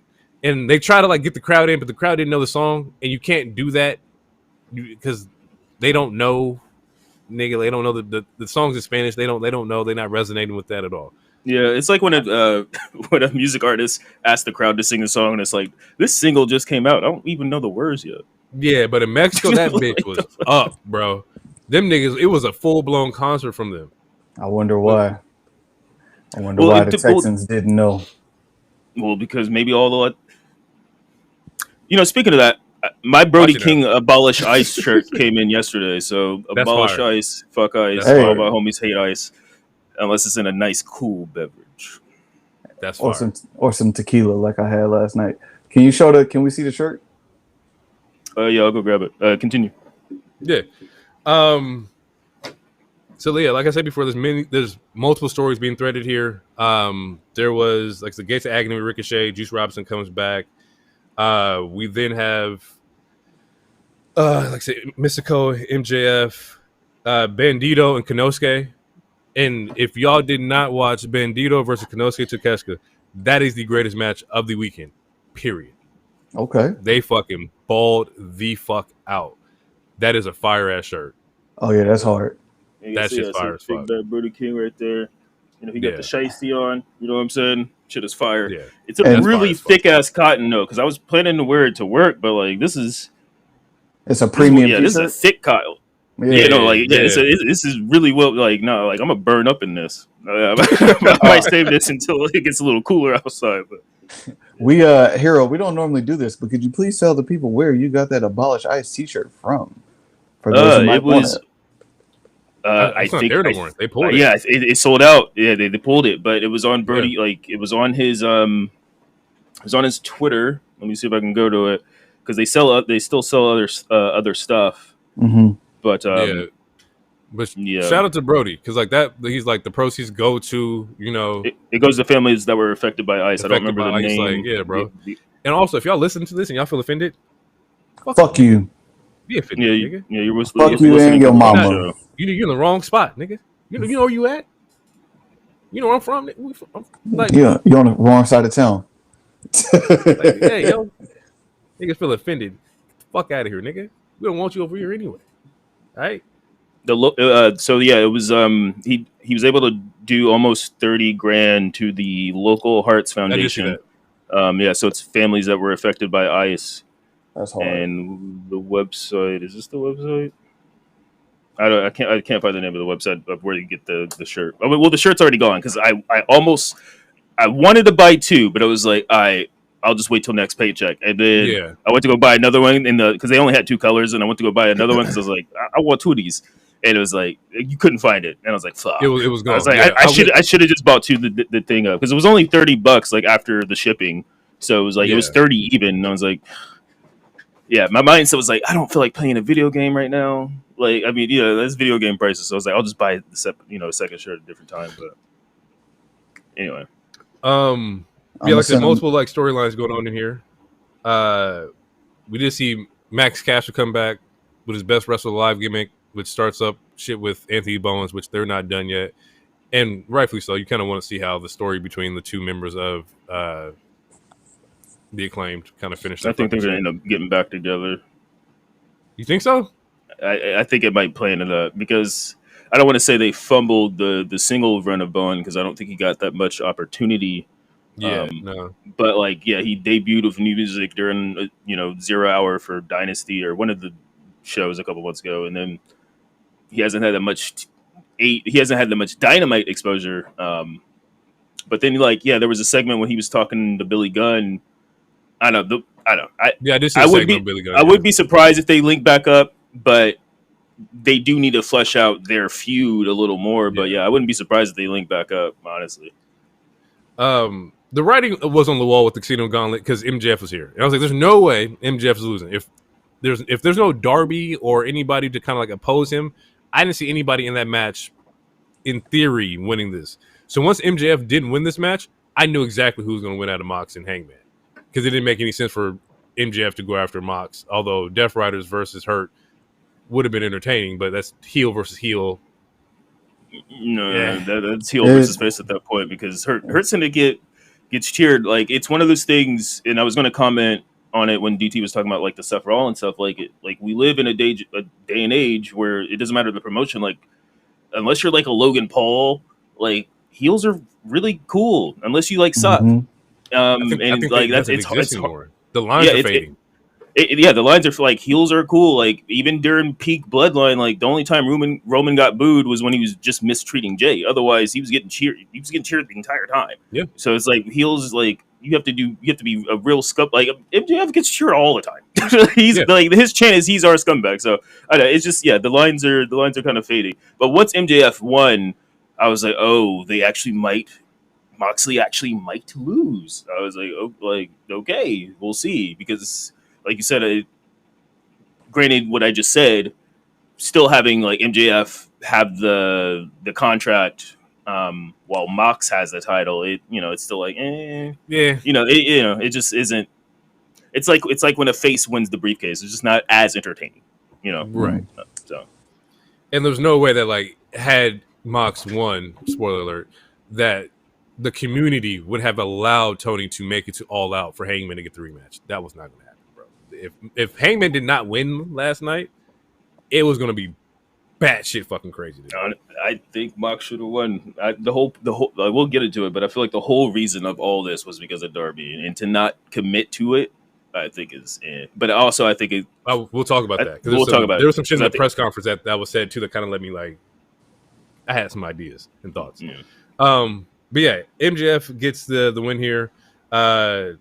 So we'll see MJF with this contract, and he has an opportunity to cash in allegedly on Hangman whenever he feels like it. After this match, this is where we get the Adam Cole segment, where Adam Cole comes out and he relinquishes the TNT title due to health concerns and health issues, which was a complete surprise to us because, like, I think it was Saturday, and we all got the thread or the message or the tweet that was like, "Oh, Adam Cole is not going to be in." It was like, "What the fuck?" Yeah, and it came out before the show.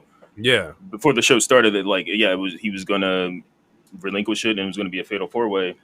I didn't know they were gonna have him actually come out and talk, which was nice. And so like to look at or hear that promo was brutal because it was the uncertainty, like you really didn't know whether or not he was gonna come back, whether he's gonna retire, and then today it comes out that it was concussion, and it was like you can't play with those, bro. Like this is probably like his second or third one, like. And the last one he got put him out for a minute. He was fucked up. So, yeah, man. I know we mentioned that, like, the suit and sitting backstage and whatnot, but it could be a good thing. It's not saying you're there forever, but it could be a time where, like, bro, let's just sit down and just like get the body right. Yeah. Wrestling or you could be a manager. I mean, it can't, like, it depends on what you do. Like, I mean, he's in a company to where you can do hardcore matches all the time and stuff. I mean, not that he was doing that, but it really depends on what kind of match. It depends on what kind of matches you have, depending on like how long you can last. But with concussions, obviously, it shortens stuff a lot. Like it shortens the timeline a lot. But it affects you as you get older. Like you can get CTE. Like God forbid, some Chris Benoit stuff. But he could be a manager. Like we can still like he's good on the mic. Like he can be on TV. Like we talked about. Like you just reiterated. Like the suit is not a bad thing. And also he is a very popular gamer. Like if you just want to be on fucking up down and make money get a Twitch bag, like that would. Like he has avenues, and obviously we should give him grace, and he'll figure it out. But absolutely, he does have avenues, and I wouldn't be upset with any of them. So I just think it's really hard to tell somebody not do they dream, Yeah, and that's the cold part is like being forced to not do what you love to do because your body's not reacting the way it's supposed to react. Like Yeah. That's why that's Coke came fucked back. up, bro. That's why Daniel eventually came back. Paige / Soraya, like they were like told they couldn't do the dreams, and like once they finally got the green light, they was like, all right, I'm about to go do this shit. Like, yeah. Maybe he just needs to just take some time off. Like, I wouldn't even worry about coming back to the ring just yet. If you've had that many concussions, like, just take some time off, and then maybe you do jump into that manager role in a storyline down the road forces you to come back for a match or two or whatever the case, and then you can protect yourself that way. So right. I mean, shit. We even seen we've seen it recently with Nigel, and Nigel being out for a while, and then he had his first match in like 10+ years. So it's like it's not.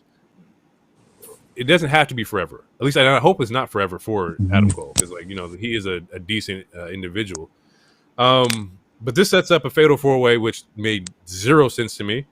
Zero sense. And I'm gonna give him grace because you were planning to have like your 1v1 that same day, so to rattle this off is insane. Well, the only person that made sense was adding Daniel Garcia, but yeah, it could have. Yeah, having the Sons of Texans just doesn't make sense. And like, I didn't mean to cut you off, but like they do have a lot of people in the back that they could have like. Yeah, they could have like one of Roderick or Kyle could have been in there. That would have made sense too to defend Cole's like stuff. Like you could have put Kyle in the match, so then you still have the Kyle versus Kyle thing that we just got the other week. But that's going to get good chance. That would have got chance. Like there was other people they could have put in there besides the Sons of Texas, and the fact that one of them won is even more baffling. Yeah. So because Dustin gets to roll up here and he gets to win, and I was like, oh shit, I did not think that Dustin was gonna win this. And then like I start seeing people tweet about it, and like the whole like him and Cody, that was the first TNT championship match, and like just the history there. And so I kind of get it, but at the same time I was like, it should have went to Fletcher. It should have went to Fletcher. Like that was the time to put it on Fletcher, because Daniel already had it. He already had a chance. Like, but you also don't want to like have the heel win coming off of that information that we got from Cole.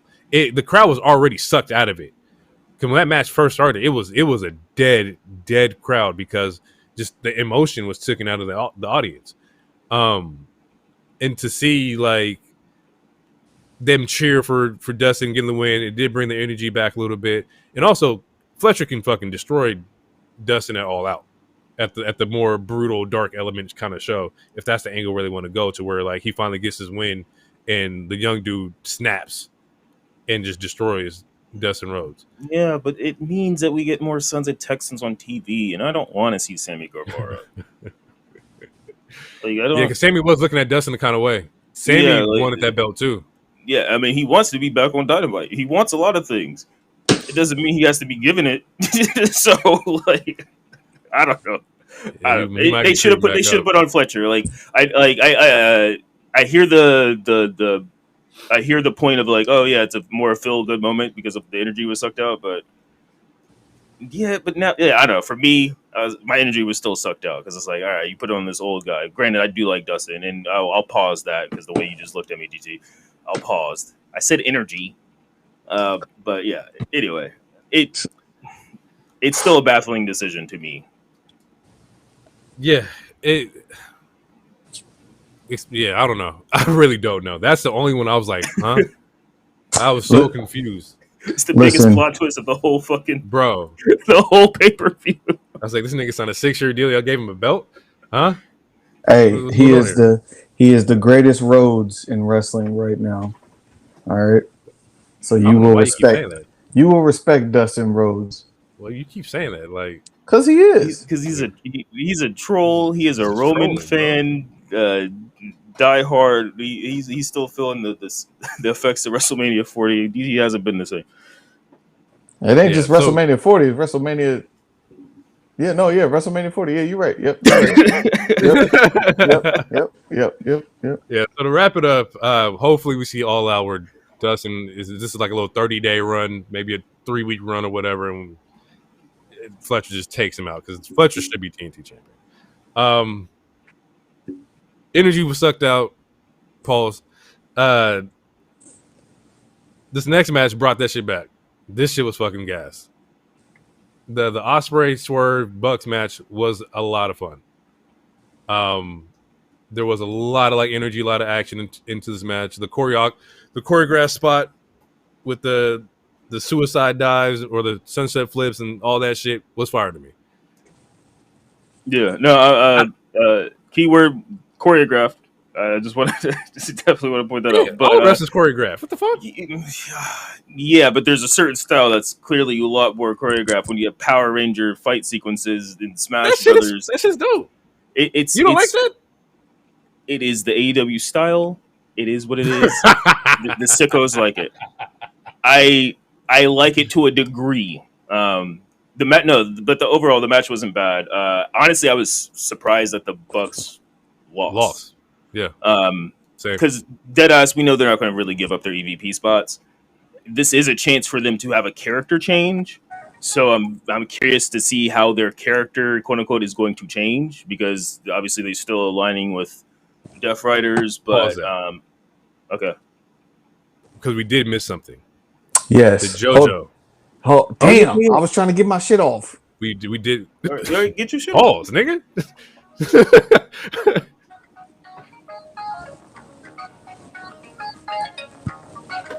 Yeah, she got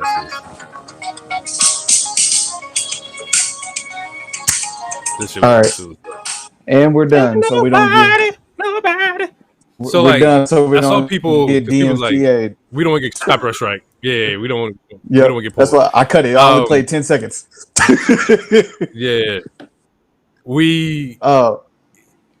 Because the Swerve or Ospreay comes out, it's the whole Assassin's Creed thing again, which that boy loves Assassin's Creed. He loves. he loves. He loves it. When the new one dropped, I don't know if you noticed, but when the last one dropped, he was off the show for 2 weeks. Like, he loves Assassin's Creed. Like, that's no like dead ass. Y'all could look it back. Run the tape back. Wrote an injury spot to play Assassin's Creed. He took 2 weeks off after the whatever the fucking last one was called. He think so Ospreay comes out. The Swerve is supposed to come out, and we hear like the Ain't Nobody, like just the intro to. I'm like, what the hell? And so like the tie-in was, of course, that Swerve's like indie song or whatever, and then it zooms in, and I'm like, is that JoJo? Is that what the fuck? And she's gassing that, bro. Like, she bodies that whole thing. Plus the tie-ins with the fireflies in the background. Like, that was just it was a beautiful touch, bro. Like, that's fire. For the Wyndham family, it was a good weekend because Wyatt's, they won the tag team title. She had this moment. It was a good weekend for the family. I'd say that. That's for sure. Like, and it was a cool moment. It confused the hell out of me at first because, like I said, I watched some of this pay-per-view at work. So like, I log in and like I start the show in the middle of that, and I'm like, is this just a commercial segment? Like, it was just like a musical break or whatever. I did not know it was part of Swerve's entrance. And then like when I'm watching it, like, I'm doing this on my phone, obviously, because I'm at work. So at first I was like, is that Samantha? Is this her fucking debut? And I was like, oh, that's JoJo. And I was like, oh, this is super cool. And then I was like, oh, this is for Swerve. And then my excitement went down. But it's a cool ass moment for JoJo. And, great touch, yo. Great dope for TK for doing it, and cool callback. I knew of that being a thing with Swerve, but I wasn't tapped in enough to be like, to that light bulb to be like, oh, it's because of this from his indie run. To me, it was random at first until I was like, oh, like I got educated. I gotta say, it's probably gonna grind your gears here a little bit, but knowing that, like, that's fire to me. I fuck with Swerve for that, because that's probably my favorite Shaka Khan song, easily. I didn't know that he came out to that during his indie run. So that shit was fire. And then I started seeing clips, of course. I'm like, damn, that's fucking dope. So, hey, right now, Swerve cool in my book till he say some fuck shit, but he cool in my book. Yeah, so shout out to JoJo. I think it's a dope spot. I think it's dope that like TK really tapped into the wrestling atmosphere to where like let's do this for her. Like, let's do this for their family. Like, that's most people don't move like that. Most organizations, like, they ops, I'm not fucking with them, like, it's whatever. But to actually give them like a spotlight or give her a spotlight to do that, That's fucking fly. Like he didn't even wrestle here, bro. Like, Yeah. what tie does he have to Bray? You know? Yeah. Like that's fly.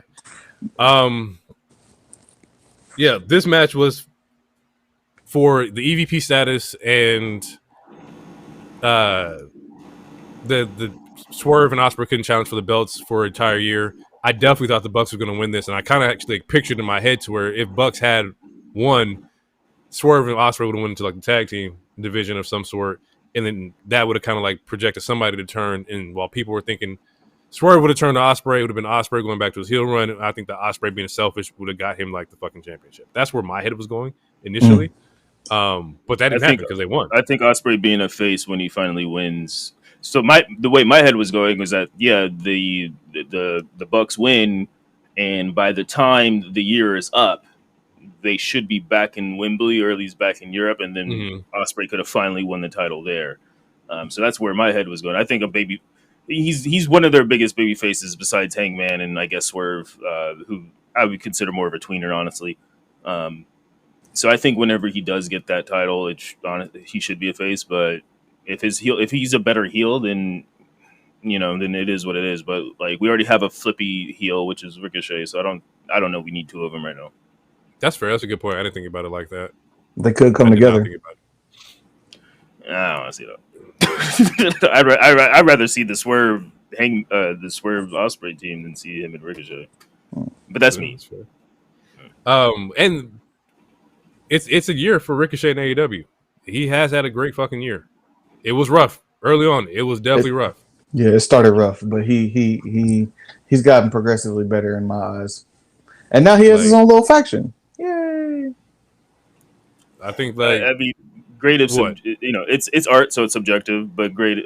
So I don't know. I don't want to say it's great because to me, I mean, he's a heel. Like character wise, he has shown growth, but as far as like placement on the card, placement on the roster, to me, there's no change. Like, what is the difference between what he's doing now versus taking a spear from Braun Breaker?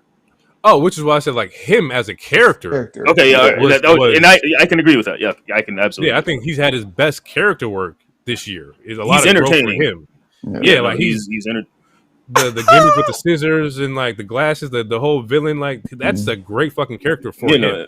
I'm like booking and placement. We could talk about absolutely, but like him as far as like character growth, bodied that.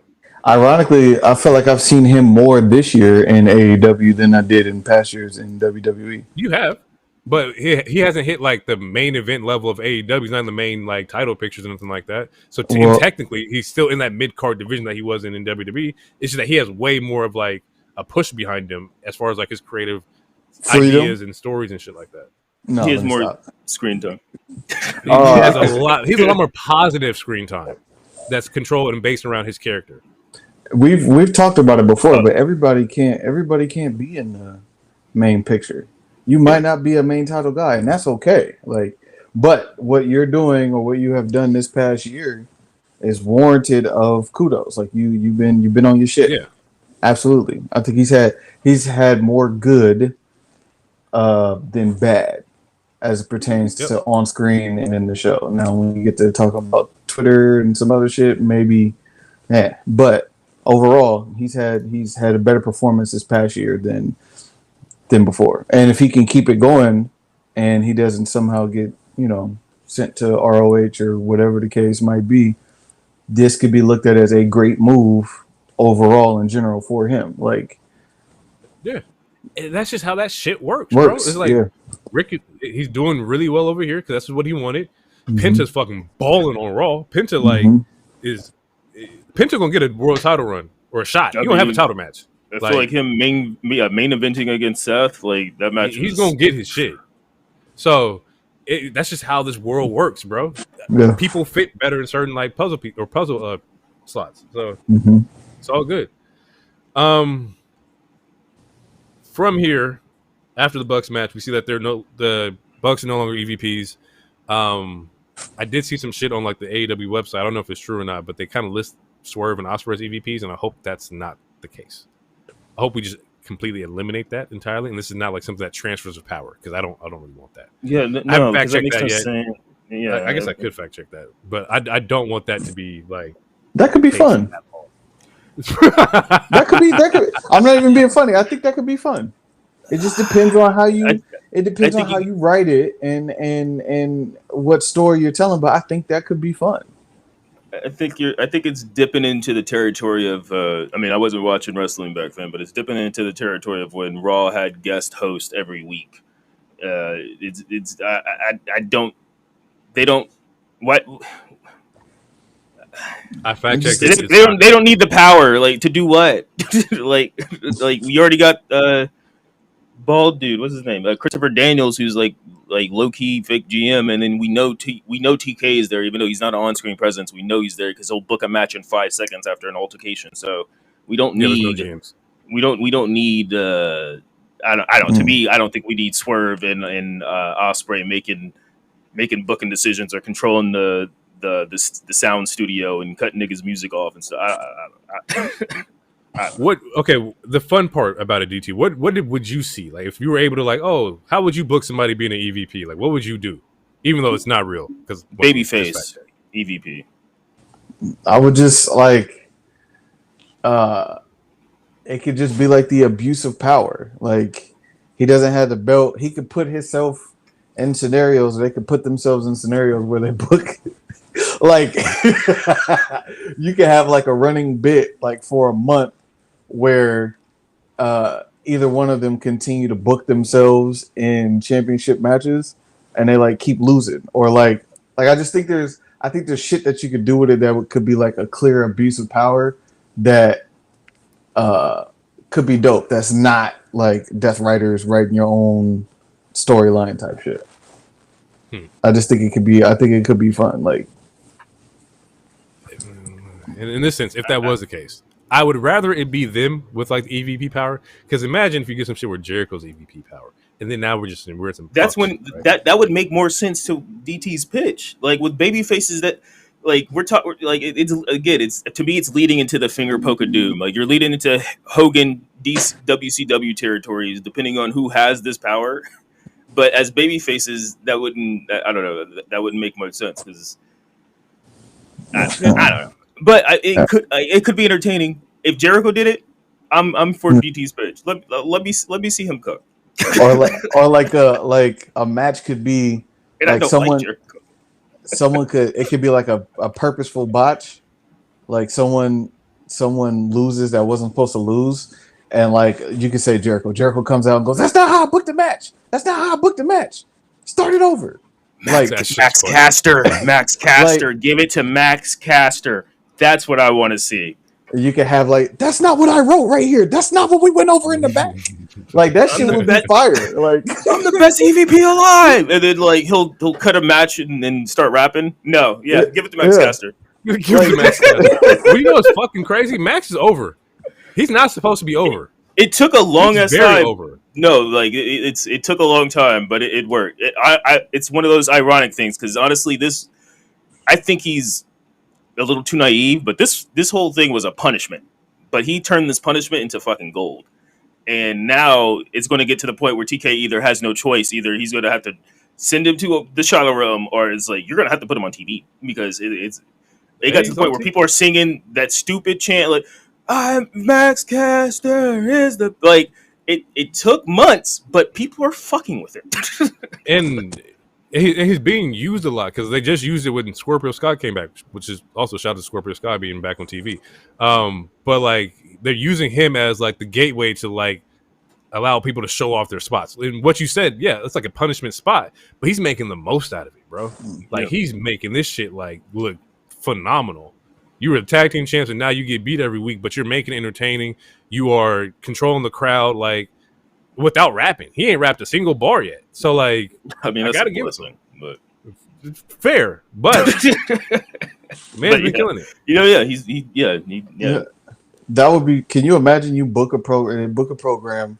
You can say it's Matt Caster. He gets a title shot. He booked the storyline all the way up.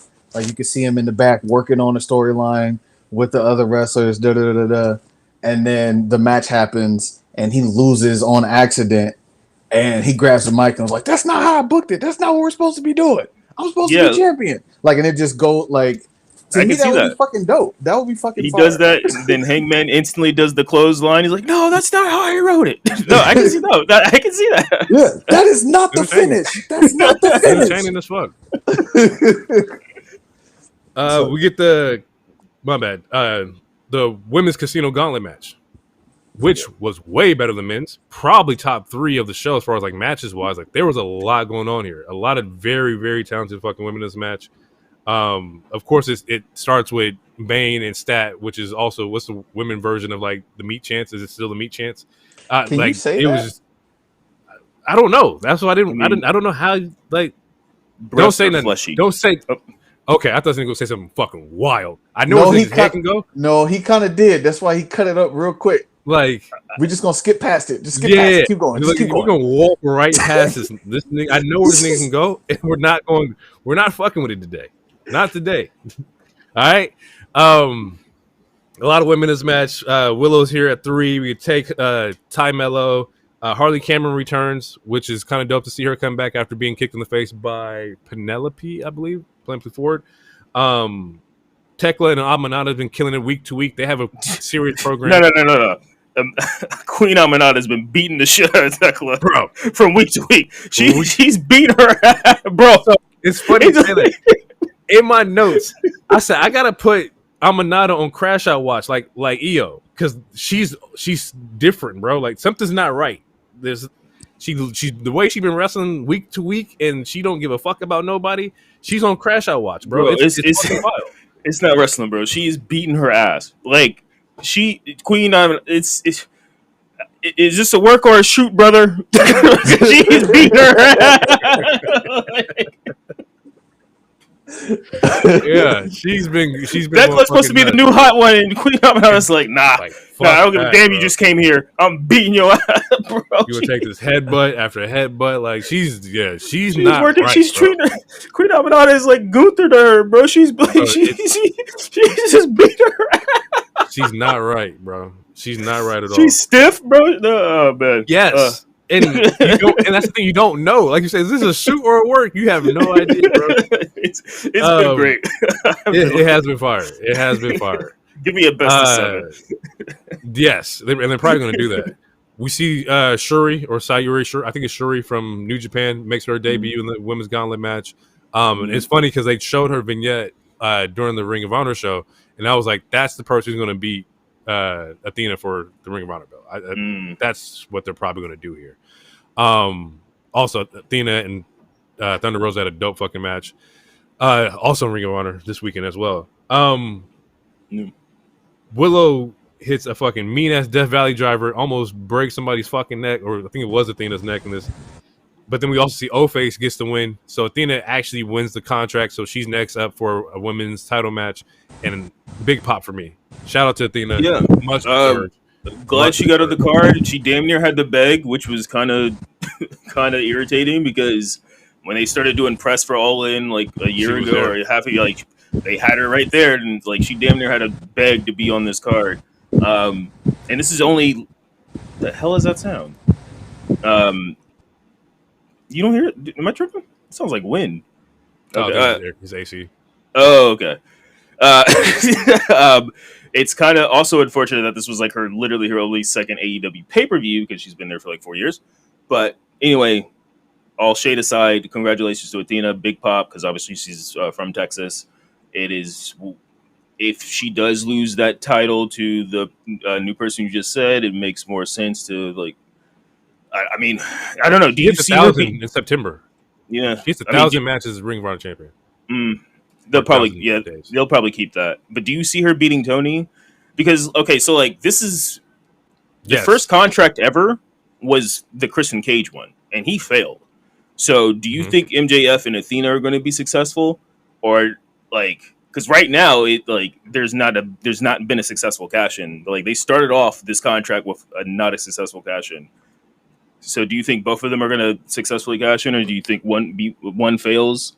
Or I think the women's ones matter the most. So I think that one you will see cash in. I think MJF will be fine whether he wins or loses.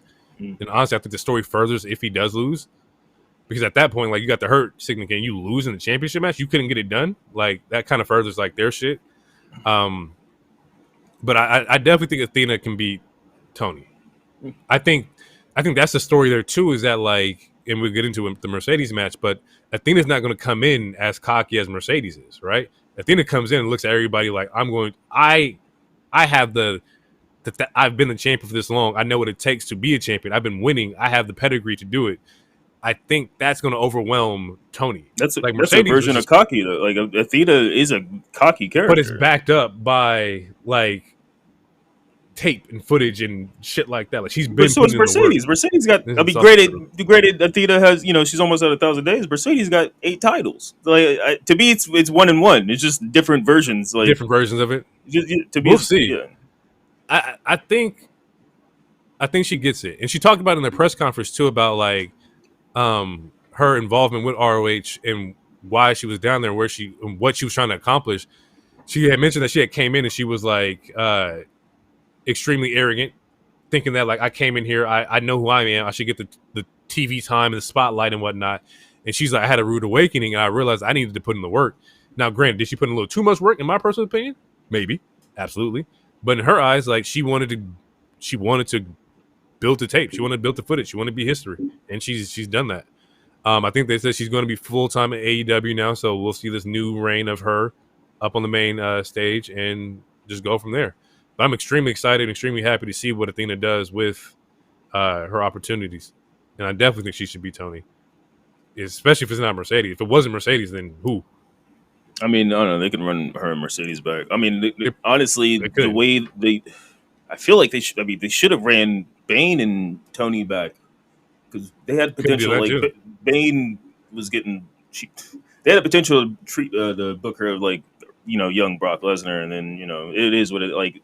The feud ended with just a roll up, and that was it. It's like they should have or should run it back at some point. Just have a definitive win for Tony. It's so hard to book those Brocks like the Brocks that Jacob fought too, because what do you do, bro? Like the people who are super strong, they should be running through people. Like how do you like correctly like box it in? Because there's moments where like, bro, Jacob fought too was invincible. Well, that's when you get the David and Goliath storyline. Like this person's been a beast for so long, and like now it's like, can this but also, I mean, it sets up for like, who could be the first person to like really truly pin her. There's ways to do it, especially in the women's division, because there's not a lot of hosses in the women's division. Yeah, it's just a tough situation because Megan Bain definitely should have been. I think she should have beat Tony at Dynasty because she was like that. But also at the same time, at that point we haven't heard her talk. We haven't seen her cut promos. There's a lot that comes with the belt. It's not just being a great character. Yeah. It's also like, can you do the work that's necessary with it? Yeah, I mean, well, even if she doesn't win the belt, I just think they should run it back just so that Tony gets a definitive win over a monster. Yeah, I can see that. I guess we can go into Tony CEO,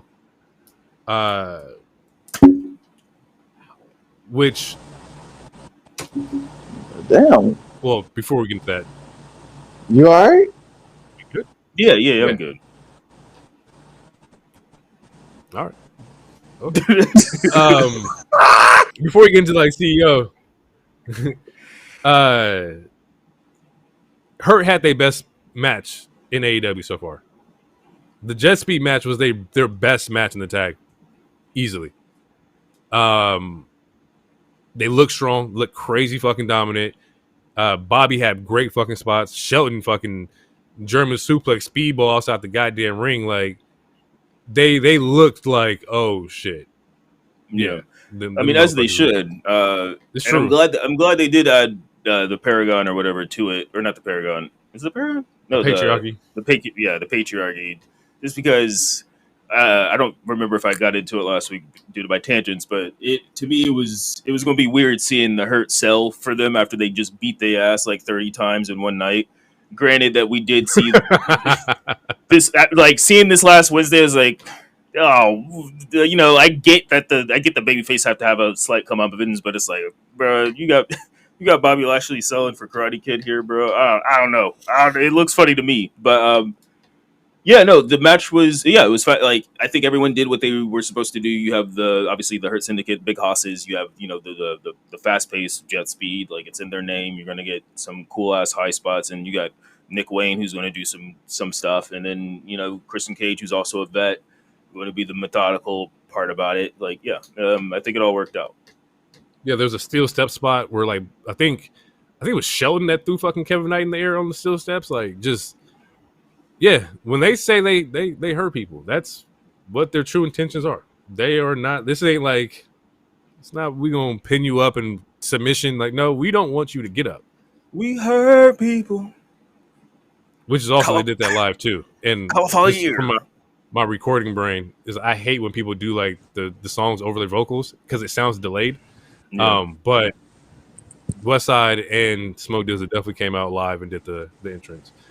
Post match, Nick Wayne turns on Cope or on Christian Cage. He flips. He's also like not aligning with FTR, but FTR is watching this nigga just like bashing or about to bash in Christian Cage's head. And we get the Copeland pop. Copeland returns after they pile drive him on the fucking steel steps, setting up them in Toronto. You're probably gonna get Edge and Christian or Copeland Cage versus FTR in Toronto. That's probably what's gonna happen here. Eventually, that's eventually what's going to happen. Yeah. So speaking of aura farming earlier, I hate this shit. And like Rhea's done it. Jey Uso's done it. Jeff Hardy's done it. Yeah, I know. Yeah, bro. When you're coming for a save, why the hell are you running back and forth on the stage doing your regular entrance? And this is a long ass ramp because again, this is they Mania. Like this is a long. You're doing this bruh, as the kids say.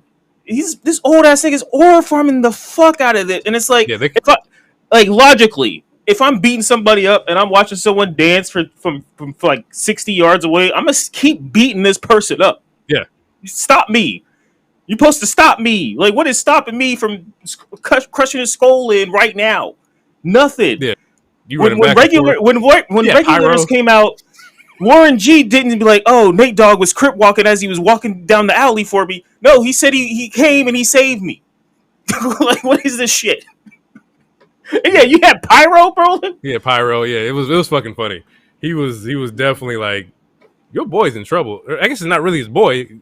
No, but still, even then, that's not an excuse to aura farm like that. And again, he's not the only wrestler to do like multiple wrestlers, like I remember. Yeah, Rhea did it once trying to save Bianca, and I'm like, and Charlotte being the smart heel, she kept beating up Bianca. She didn't just stand there like no, she just kept beating up Bianca until she took her out. Like Jey Uso when he does like the little slow Birdman hand rub down to the fucking ring, like get your ass in the fucking ring, bro. I think there was a clip like Jeff Hardy did it for Matt where he comes in and he's just like finger fucking taunting down. The whole thing, bro. if you don't stop air humping and fucking save me, hell, he's getting killed over here. Yeah.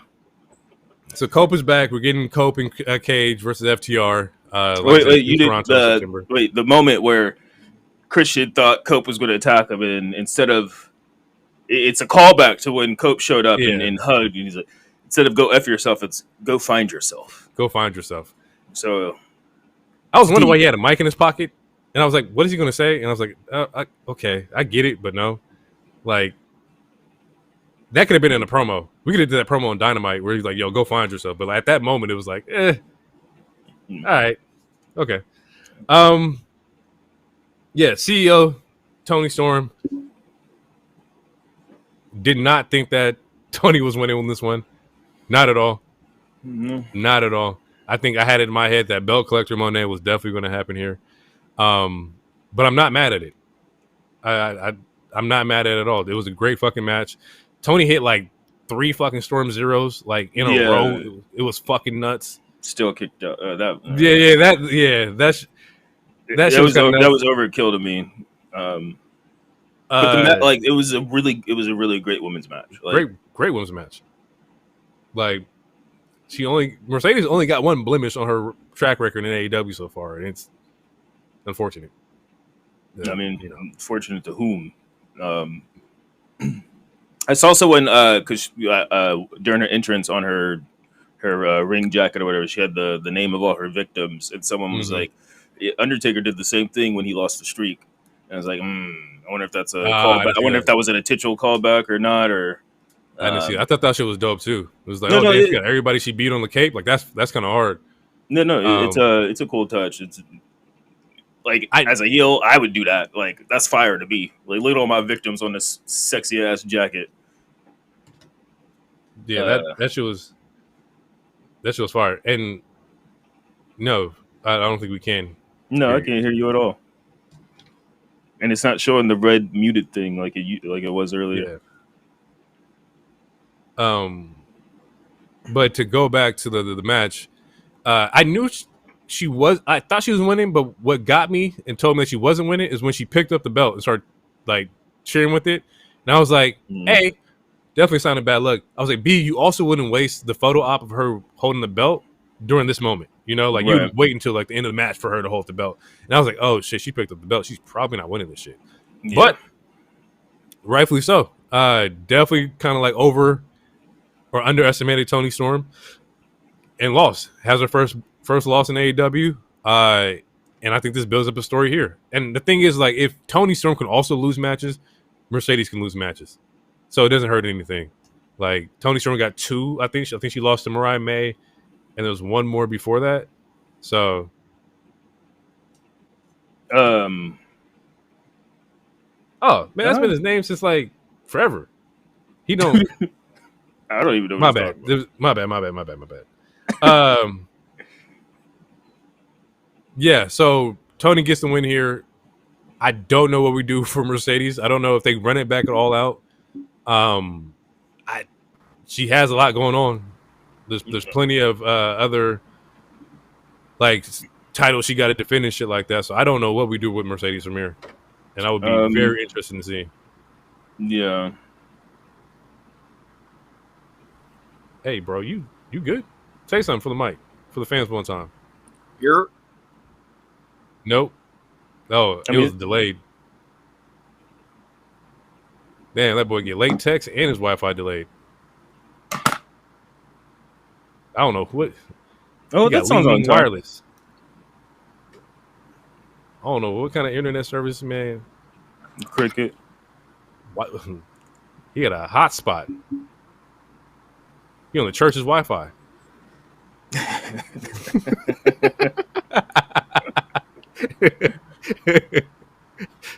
That's crazy. Man, he on the Wi-Fi network. It's called Praise the Lord. Password in Jesus' name. You caught up. You're good now.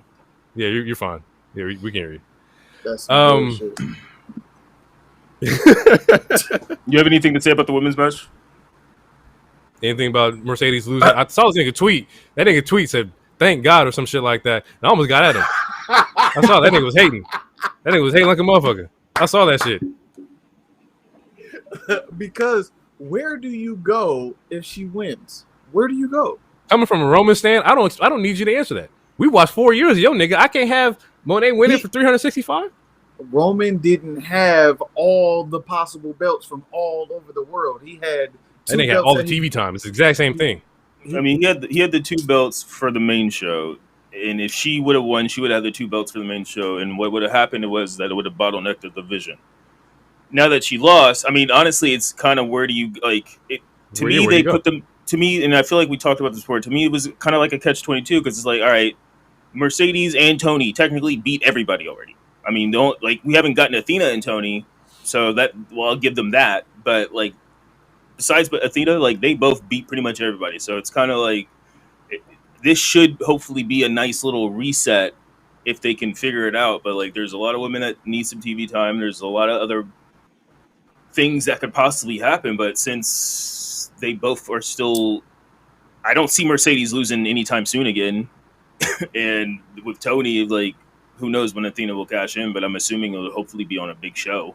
So as of right now, we still have the same 2 champions that we already had. With a very stacked women's division. Is it possible that Mercedes is off of AEW TV for a while? She goes back through the gauntlet of the rest of the world and starts to drop those belts. One, it extends her because they're only trying to get her to have the TBS championship, which I've said before, longer than Jade Cargill. because she's not there anymore. So you take her off the TV, she disappears because she's angry and upset that she lost to Tony Storm, and she's a CEO. And then she goes back around off of AEW programming and drops these belts. And then when she comes back, she's just the TBS champion. She breaks Cargill's record and then has a rematch with Tony Storm to eventually get that belt. It's possible, but I would hate to see, unless that match incorporates Athena in some way becoming the next AEW champion. I don't know if the time is right just yet for Mercedes to be AEW's world champion, because she can always do it. It's always going to be an option for her. It's kind of like when Tony was doing the shit with Brian. Like, he wanted him to be champion, but Brian was like, I don't know. Like, you don't need it on those type of people right now, especially when we want to build up the division. So, yeah, I don't know. I do think she goes off TV, and like you said, I do like the idea of her going back around the world and like, well, I'm not the champion here, but I'm the champion over here. I'm still kind of like, I'm a big deal, XYZ. But we'll see what the character does. We haven't seen the character lose, so this is a whole different like story angle that we could like play off of. It's a whole different world of possibilities. She can come back, and when she doesn't have the belts anymore, she can speak to, oh, well, you know, every now and again the CEO has to do philanthropy, and so I gave my belts back, or whatever. But the people that know, that watch her, like you said last week, the ones that are tuning in are going to know that they went and watched her matches and she lost, and she could lose the same. What if she loses her belt the same way to all these people? She takes 4 or 5 finishers, or whatever the case, or like people from other promotions cross the forbidden door and they help each other win those belts back, and then she loses that way and is forced, quote unquote, to come back to AEW. Because Forbidden Door is their next pay-per-view in August. So like, she's already gonna be busy with whatever international superstars coming back for their belt, because it's gonna happen. It may be somebody in CMLL, it could be somebody from Rev Pro in the UK. Somebody's matching up with Mercedes, and or probably gonna get signed to WWE afterwards. Here he go. She can do a handicap and do what, 5-on-1, 5v1. They all Avengers hurt Thanos. I see triple threat. I see triple threat for like CMLL's title and like a Rev Pro, to where you got a UK talent and then you got a CMLL talent. I see triple threat happen for sure. That could definitely work. Yeah, we'll see. I don't know, but Forbidden Door is next month, and they got a lot to like book up for sure. Last two, also very long pay-per-view, by the way. I think we had mentioned that it was like 8 hours.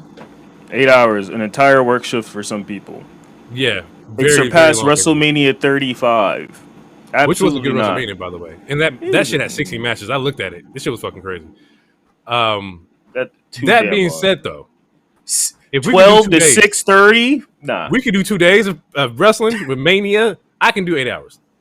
That's just me personally.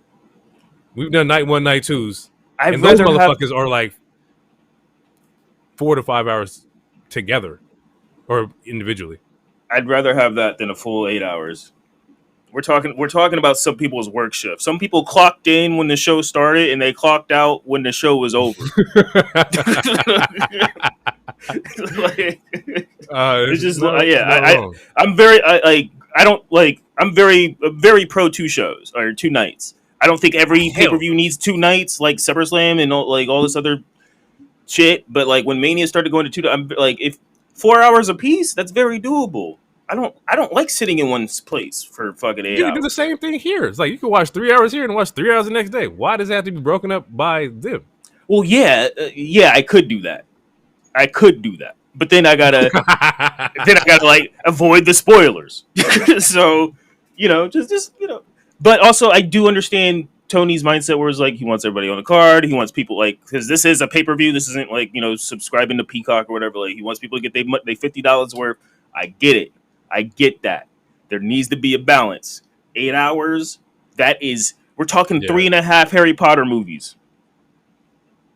Yeah. The main show was 6 hours, and pre-show was like 2 hours. So yeah, you're right. And the first 3 matches, very rough watch. After that shit, it was gas. But the first 3 was like 2 hours. And I was like, God damn. But at this point, it's Kenny versus Okada. And it's funny, 'cause I think it's around like 5. I think Saturday Night Main Event kicked off like 5 or 6 or some shit like that.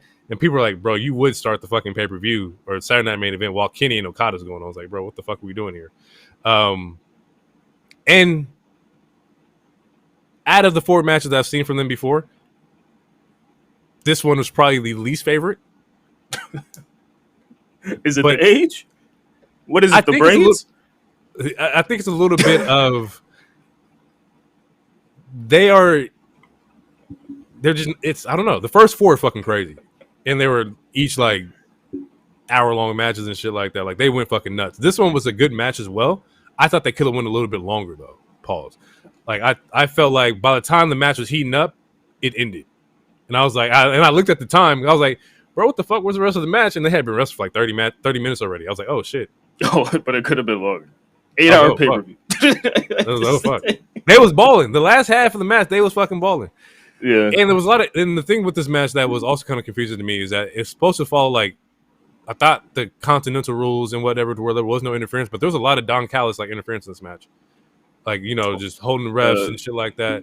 Maybe it's because since it was for title or something, so maybe it negates the rules.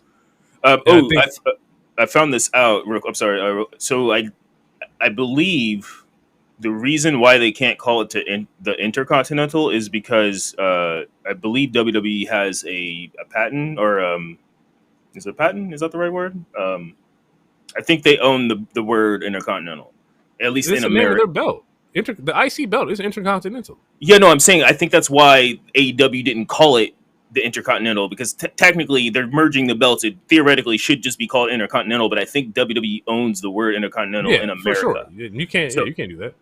Yeah, no, so like, because I just didn't understand why they're calling it this unified title, because honestly, it's kind of confusing. I really think they need to find a different name, because I think it kind of, for a casual or something, I think it's a little confusing to hear someone say, "Oh, they have the unified title," and then you have as Adam Page likes to say, is the AEW Men's World Championship.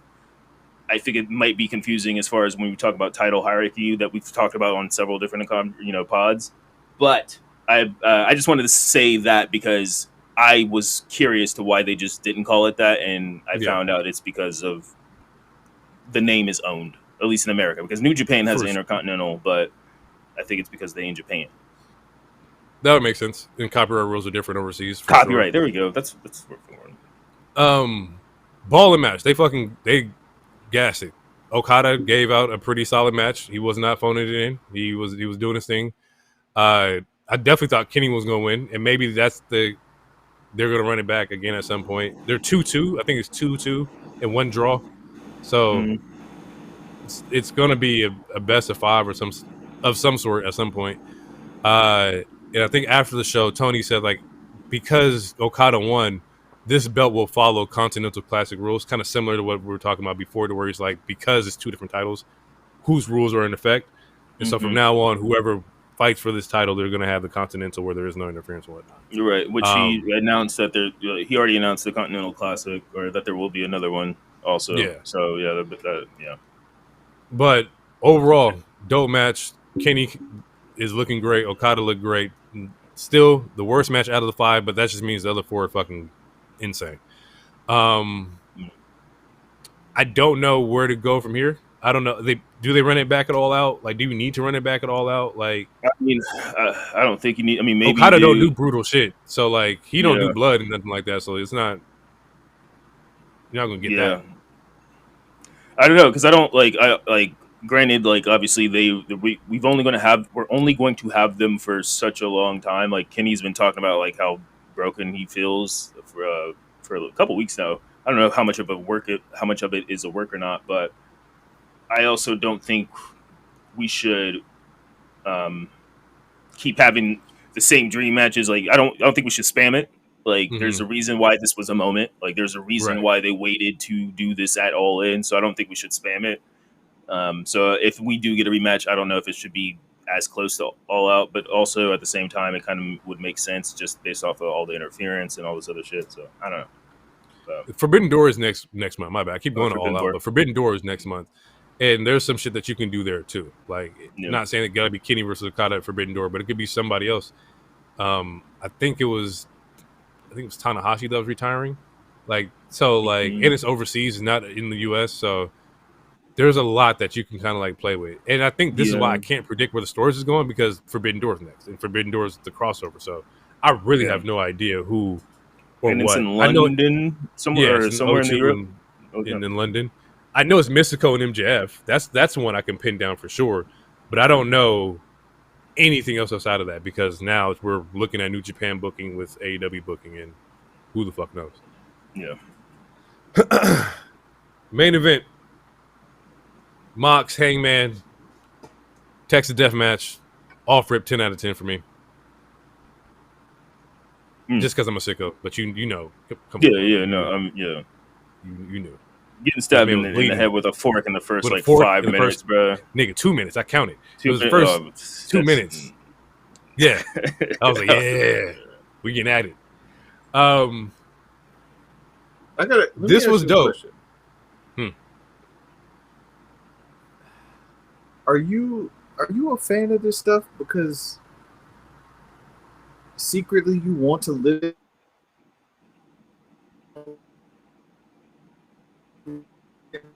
Wait, he cut out a little bit. I can hear his question. Yeah, I think TK was like, nah, we gonna shut that shit down.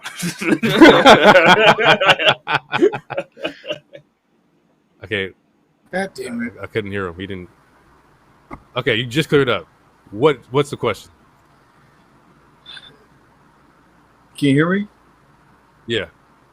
Okay. I said, are you a fan of this stuff because secretly you want to do this to somebody? Like, no. you don't have like a mean evil streak in you or nothing. You want to hit somebody with like a spike bat? Or stab somebody with a forehead with a fork? No. I have no intention of doing that. I just like when you push the lines. Like, I like when you just why do we have to do this? Because we can. Like, that's my shit. But yeah, this was a dope match. Early on, like, Mox is bloody as fuck, looking at Hangman like, you want to be champion, this is what you got to do. And I think like that's also synonymous with like the fucking storyline. It's like, how far will you take it to be a champion? I think we heard Mox have his promo with Swerve where it's like, you know, and Swerve was like, oh, I did Texas Death matches and whatnot, but he didn't offer to do a Texas Death match. Hangman did. Hangman was willing to take it there. So therefore, like, you kind of like see that foreshadowing in what Swerve was able to do and has done in the past, but was he willing to do it with the current regime and Mox? Hangman looked great, man. Like he looked great. The match was fire. Boy, my guy, my man over here with the windy AC. You got a box fan, don't you?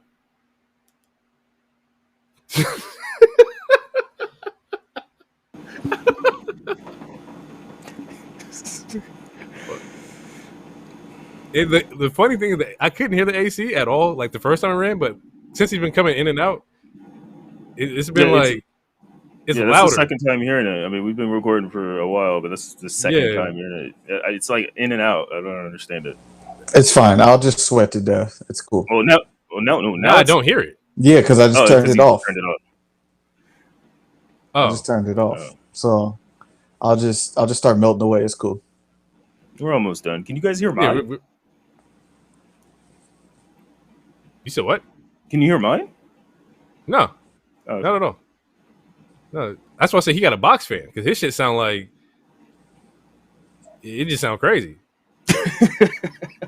Just delete all my audio then. It's cool. It's fine. I don't. No, it only came in twice.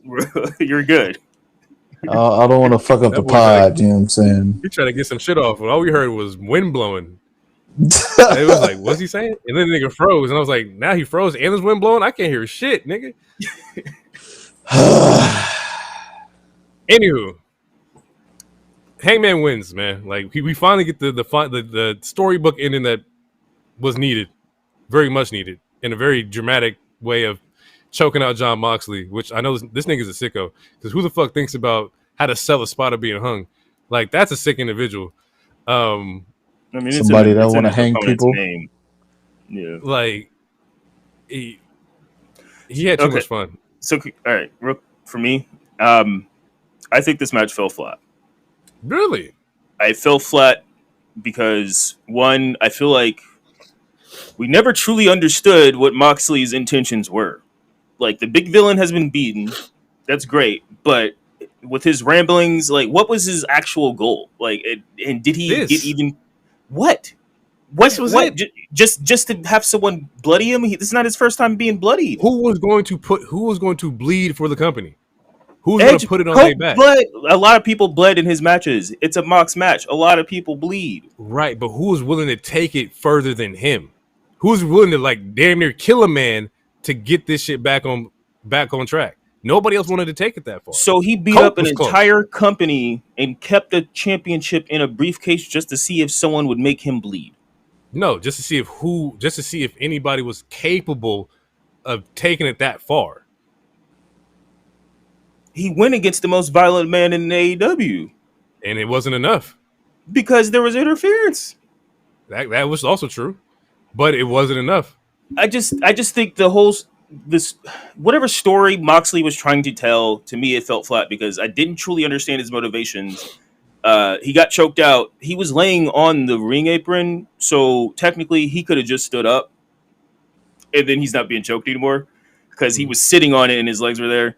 And then also, like, you have this tyrant for almost a year, like, all the baby faces, all the nerds who was in the parking lot that one episode who got beat up, they should be coming out and congratulating Hangman. Like, this should be, like, there should have been confetti. This should be like this was supposed to be the end game. This is what they wanted it. They booked it to be the end game. They booked it very similar to Roman, losing to Cody, and it's like he should have been lifted up, and like all the baby faces should have, like it just fell flat. Like, the moment is still there. Everyone is happy. I understand that. It just, to me, it could have hit a lot harder if you would have had the parade, the actual celebration of beating the evil empire that's been choking people, kidnapping and dominating niggas for about a year. Like, it to me, and the fact that I just didn't understand the villain's full motivations, it's just a little flat to me. And also, I think it's a cop out because this whole thing was supposed to be about Darby. And granted, I feel like Darby's ambitions, like, the more he interviews, the more I'm like, he's not the guy. And I feel like that was also, like, that was part of Mox's thing, is like he wants someone to be the guy. Yeah. And Darby's not it, because he would rather climb a mountain. He would rather hold the TNT title than be the world champion. If that's the case, sure. If that's your motivation, sure, bro. But I feel like the way the story was set up from the get-go, from stealing Darby's opportunity to double crossing Daniel Bryanson, like, it should have been Darby to end the empire. I'm glad that they did swerve or pivot. I'm glad that they pivot, but those three reasons I listed is why it's just a little flat. I'm not saying it's bad. It's just a little flat to me. I feel like you're on this. You're right there. Like, we're on the same path of like how, like, where the story was going, because initially it was at the end when they fucking body bagged Bryan. It was Darby. I think it was Darby, Garcia, and Cassidy, right? Darby was like, okay, I'm gonna go climb the mountain. We got to pivot. If you're gonna be gone for 2-3 months, we got to pivot. Orange Cassidy came out and said he's not the guy, and then Daniel Garcia couldn't even like make it out of that fucking hole. So you're like, well, fuck. Now who the fuck do we like? He instantly went to like he fought Mox, or he looked at Mox one time, and then he instantly did Jack Perry stuff, and it just never came back to it. No. And then from there, you're looking for who the fuck is going to be the guy, and then you start rerunning the hits, right? You rerun. Okay, Cope is a legend. He could do it. Didn't work out. Swerve is the guy, the most dangerous man. That's the one that people wanted. Interference. Once again, bloodline shenanigans shit. And that's in the last. That was in that match and in Cope's match. The person who got the most like natural adoration, similar to that of a Cody, was Hangman, right? Or Ospreay. Ospreay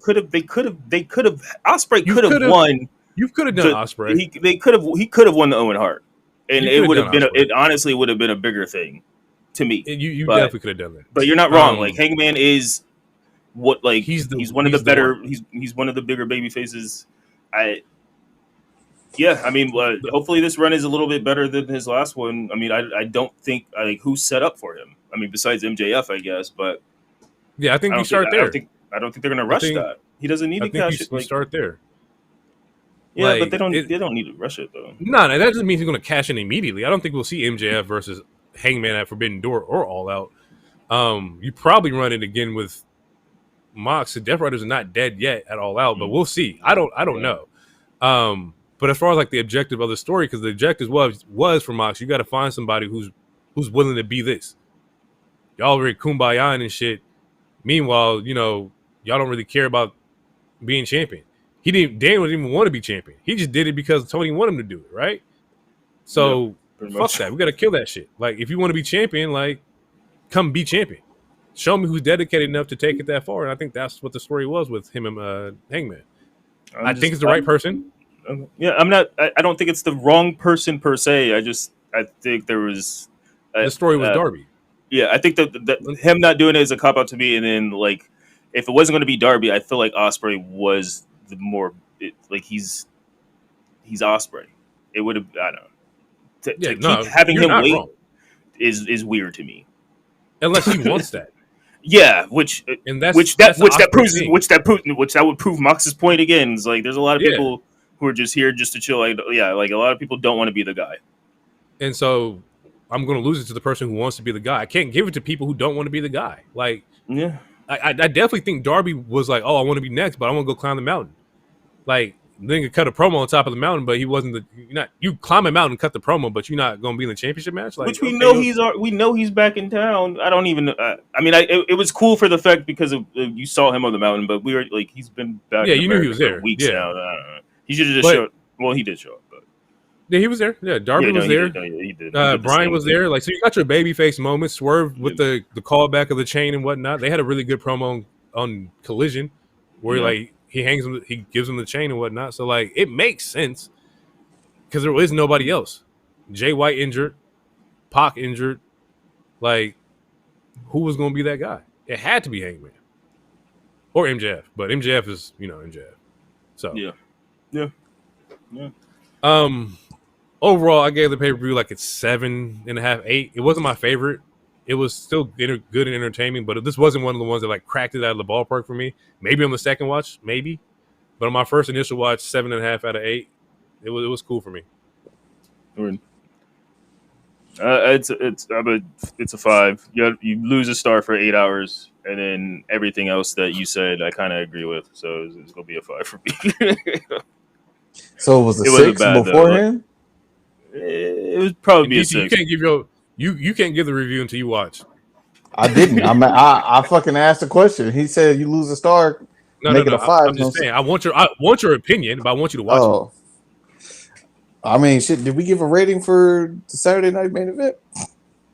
Do you want my rating for Saturday Night Main Event? We don't need to. Is this out of 10? bro. No, we don't need to. Honestly, we should. It's a it's that. I don't even know if we should count. Honestly, we should just for the next one. It should always be tied to something else. It does not deserve a dedicated pod episode. Like these are like it's not a show worthy for a pod by itself. It is filled with commercial. It is an hour and 10 minutes. Well, last time we had a pod after Saturday night main event, I said I was done watching them, and then they brought out Goldberg, and I wanted to make sure my dad watched. So I'm Gucci. Like I don't need to watch. Y'all not giving what it's supposed to give, as the kids say. No.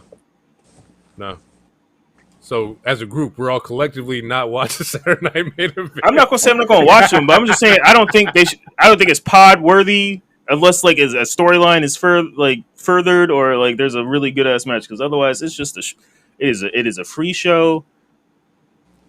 We shouldn't even. So bad, bro. Like the ads just kill the momentum. It's not the wrestling. It's just that fact that you can't catch a beat. You can't catch a rhythm of like entertainment, or not entertainment, but emotional like investment. Because every time something big happens, commercial break happens. So like, Fuck, bro. Yeah. All right. Well, I guess we'll just add Saturday main events to the weeklies. Yeah, 'cause- yeah. That's what it is. It Unless either it's- yeah. deserves that it was cool or it was meh. That's the meh. Eh. That's the rating for a Saturday night main You event. don't want me Either to it was talk cool about it. or meh. You don't want me to.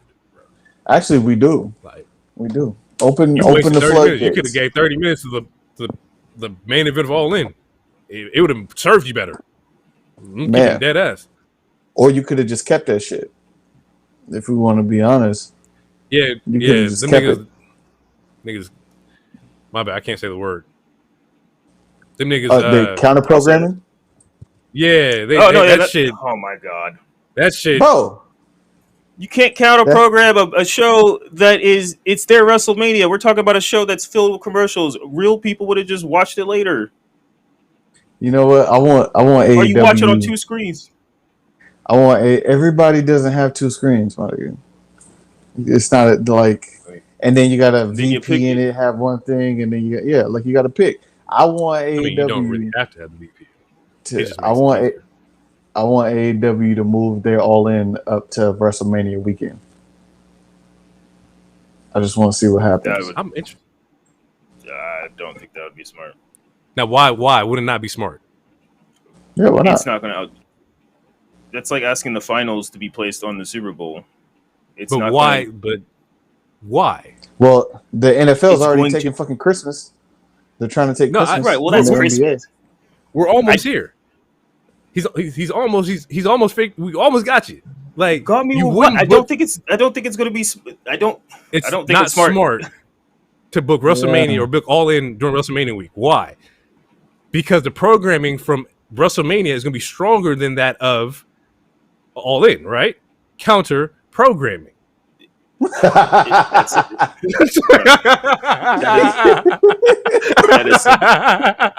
is subjective. There's going to be people who'd rather watch AEW.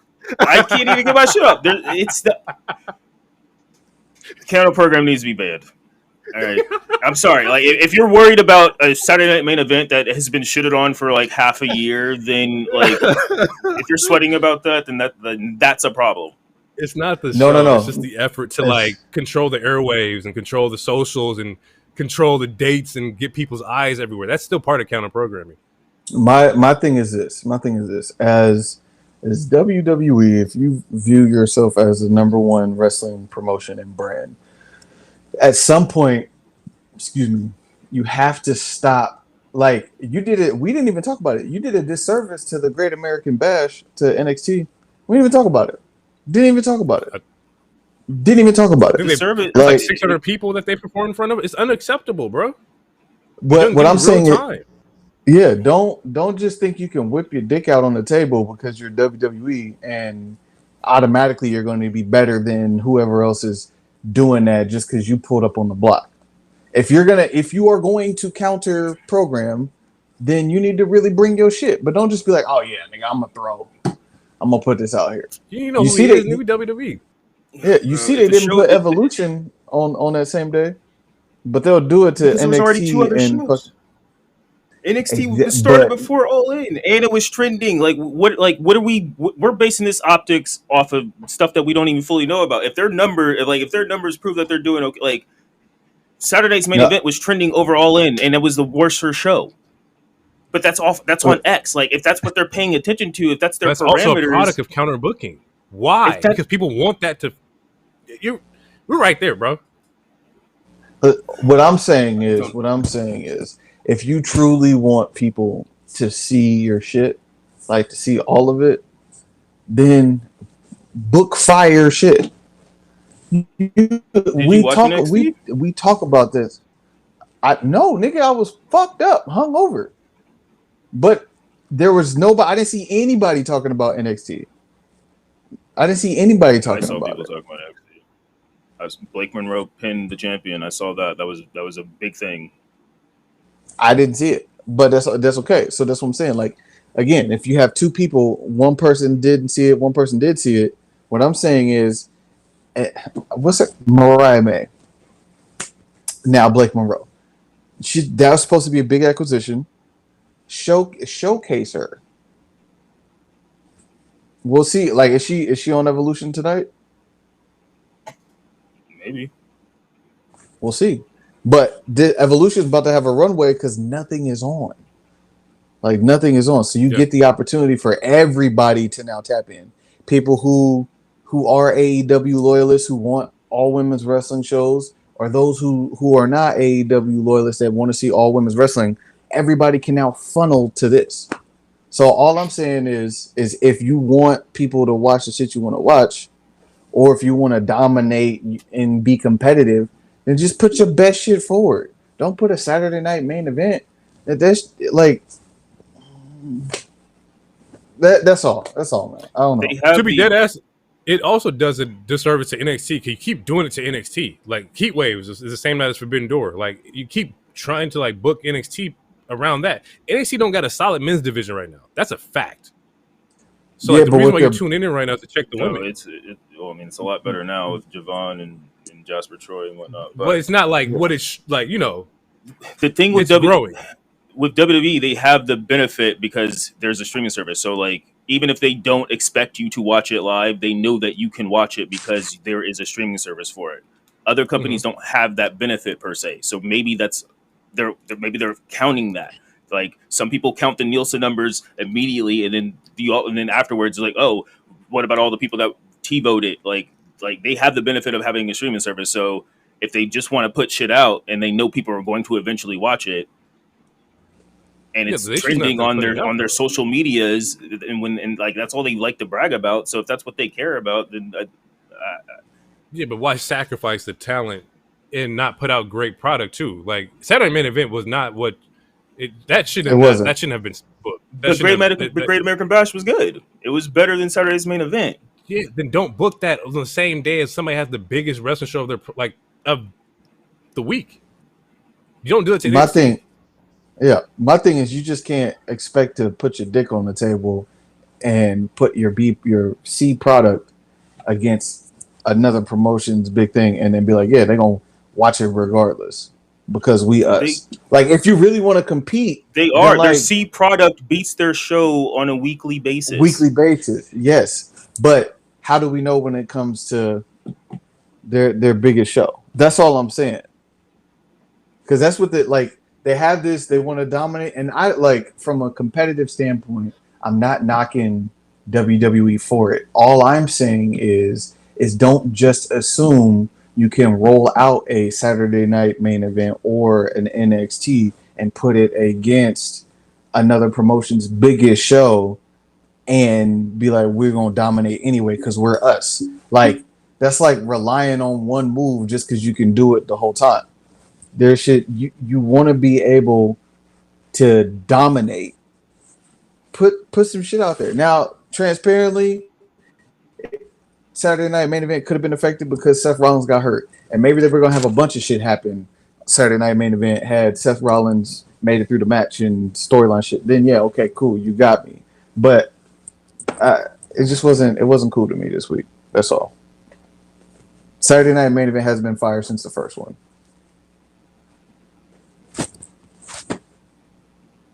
Yeah, you looking up, but yeah, I'm not. I'm thinking. I'm like, he might not be lying. Yeah. Well, all right. We're gonna get out of here. We'll get into the next one. The next one should have our Evolution take on it. It will have the Evolution take on it. Yeah. So we'll do predictions. You want to do predictions? We can do that. Yeah, we can bust through that. Yeah, let's do that. Let's do predictions. What's the real quick? And we don't have to go. It was up to y'all. We can either go into why we think, or we could just flat out this person, this match. Where's the card at?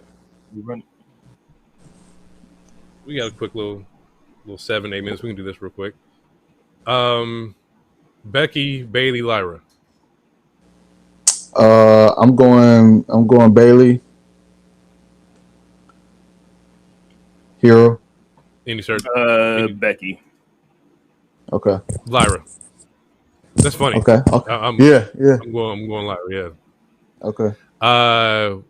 We got the Judgment Day versus Charlotte Bliss versus Ruka and Zarya versus Asuka and Kairi Sane. Woof. A part of me wants to say Charlotte and Alexa Bliss, but I think they lose in order to continue to build their quote unquote not friendship. So I'm gonna go. I'm gonna go Judgment Day for now. I'm going Judgment Day. I also am gonna go Judgment Day just because I feel like they finally accepted Rox into the group. I don't know. I mean, you could make a story to where like they lose their first defense as Rox is officially the tag person, but I feel like if you want to continue to cook that story a little bit, you have them retain here, and then they can lose it eventually later. So I'm also gonna go Judgment Day retains. I would love to see Sol Ruka and Zarya win this, but probably Judgment Day for sure. Yeah. Man, if Sol Ruka won, she'd have 3 belts. I like that. She's a speed champion right now. Shout out to the Black Battle Queens. Royal. We don't really know. We don't know. But is there anybody you would want to see have a number one contendership? Man, I'm gonna choose Nikki Bella. God damn it. I'm gonna sound like an asshole. Transparently, I don't think it needs to be a diva or a legend. I don't think it needs to be that. It's great that they're back and you want to mix them in, but so I'm gonna say I'm gonna take if it's Nikki Bella versus the Field, I'm gonna take the Field. So anybody that's not Nikki Bella at this point. No disrespect to her. I just don't think it needs to be a diva. Or I'm choosing her because I'm only choosing her because legend. Her having a SummerSlam match against whoever between Rhea and Io would be interesting. I guess it would draw eyes, and also her program got nixed because Liv's injury. So I think this match might be a shoo-in for Bella to win. She wouldn't have the match at SummerSlam because of that clash. Yeah, it would be the Clash of Champions or Clash of Paris. Yeah. And then you got Bella in Paris. I mean, yeah. I don't think Paris has ever seen Nikki Bella wrestle. Like, so that would be a reason to go if you're a women's Bella or a Bella fan. I am going to keep asking for this because that's just what I want. Vakir, and I want Io and Vakir in Paris. That's what I want. Do you have Vakir lose or do you have her beat Io? And yeah, I have Io beating Rhea. I don't think Rhea should win right now. I think Rhea. I also don't think Rhea should win right now, but she probably will. But I don't think they just re-emphasize like how many times Io has beat her. And it seems like that's foreshadowing. It seems really heavily foreshadowing that Rhea's gonna win. I'm gonna still choose Io because I agree. I don't think Rhea needs I don't think she needs to be in a title program right now. I think you could still flesh out her character doing some other shit. Find a friend, get into the tag scene. Find a friend. real quick. How long has Io been champion? Has to be over 130 days at this point. It was like a week or two before Mania. Okay. Mania was in April, May, June, July. Almost hit. So she's had almost 100 days. I think it's unfortunately it's probably going to be it. I think Rhea takes that back. So. Tiffany and Trish.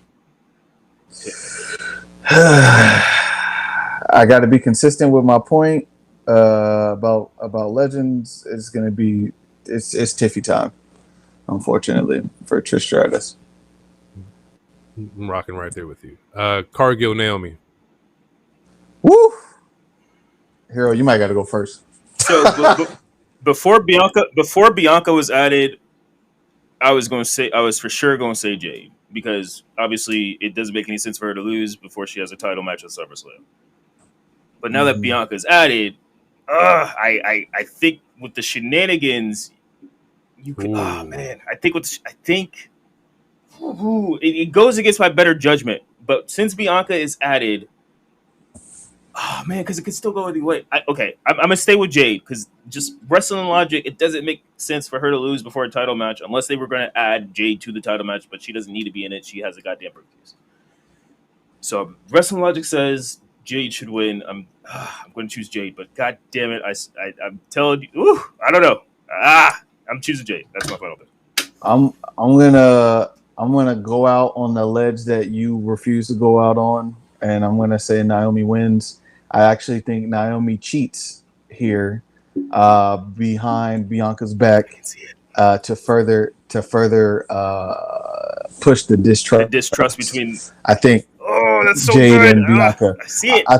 I think something happens where Bianca gets distracted. Jade uses the briefcase, hits Bianca. I'm sorry, hits Jade with the briefcase.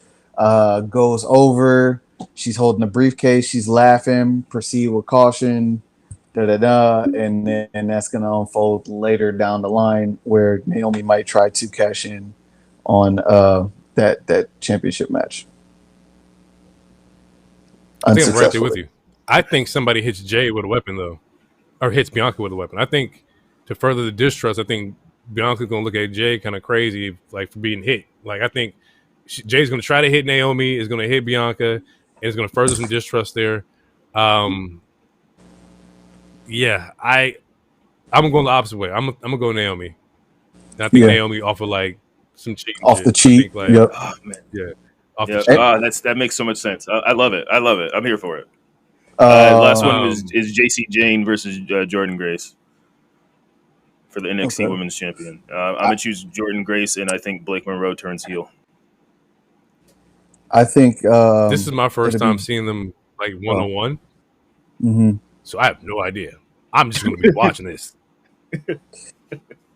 I'm gonna go Jordan Grace, and the reason why is because you don't keep her from going to main roster without her getting a title run or for no reason. So I think shout out to JC Jane, but she was a transitional champion. Jordan Grace is gonna get it, and eventually, like you said, Blake Monroe, and then Jordan Grace eventually will bump up to main roster in the next 3 months. Also, or draft actually, because the draft is in August. Oh yeah, and yeah, also JG, like this is like her third or fourth because she lost to Valkyrie and she lost to Julia. Like at some point she has to, similar to Jay, similar to a lot of people. At some point you can't keep having title matches and not win one. So it makes fair. Yeah, so yeah, and yeah, it sets up Blake Monroe because she's a better heel than she is a face. Like whether it's Mariah May or Blake, it is what it is. So before we get out of here, also Nia's in this battle royal too. Yeah. Any chance Nia wins this? Listen, I took the field, but I think she's in there mostly for like the spot of all the women. All the women being against her. Like they're gonna explode. Yeah. Because anytime she's been in that scenario, that's what it's been. And I'm sure she's gonna mow down Nikki Bella. She's gonna mow down a bunch of people. And also she lost to Tiffany twice already. I mean, like assuming Tiffany wins and doesn't get cashed in tonight, she's already lost to Tiffany twice. And I mean, we already seen her fight Io. It says A belt, but like let's say Rhea wins, we already seen her and Rhea also like twice, 3 times. Like Rhea, I mean Io and Nia, that'd be cool if they did something different. But I don't think Io stands a chance. Bella, like against Rhea, Io, or like Jade. I don't know where Nikki Bella fits in this if she does win. It's just gonna be really interesting to see. Like, I have no idea. Wait, isn't Valkyrie in the battle royal? That's who you want to see win. Yeah, right? pretty much. That was my choice. Yeah. Yeah. Okay. Pretty much every woman is in the battle royal. That doesn't have a program. A lot of NXT talent. Yeah, which is fire. That's fire. Might get some TNA surprises. That's fire. Also, shout out to Maxine. We see the work, Maxine. Those videos? Yeah. We see the work, Maxine. Man, I'm telling you, the dungeon, man. Dungeon changes lives.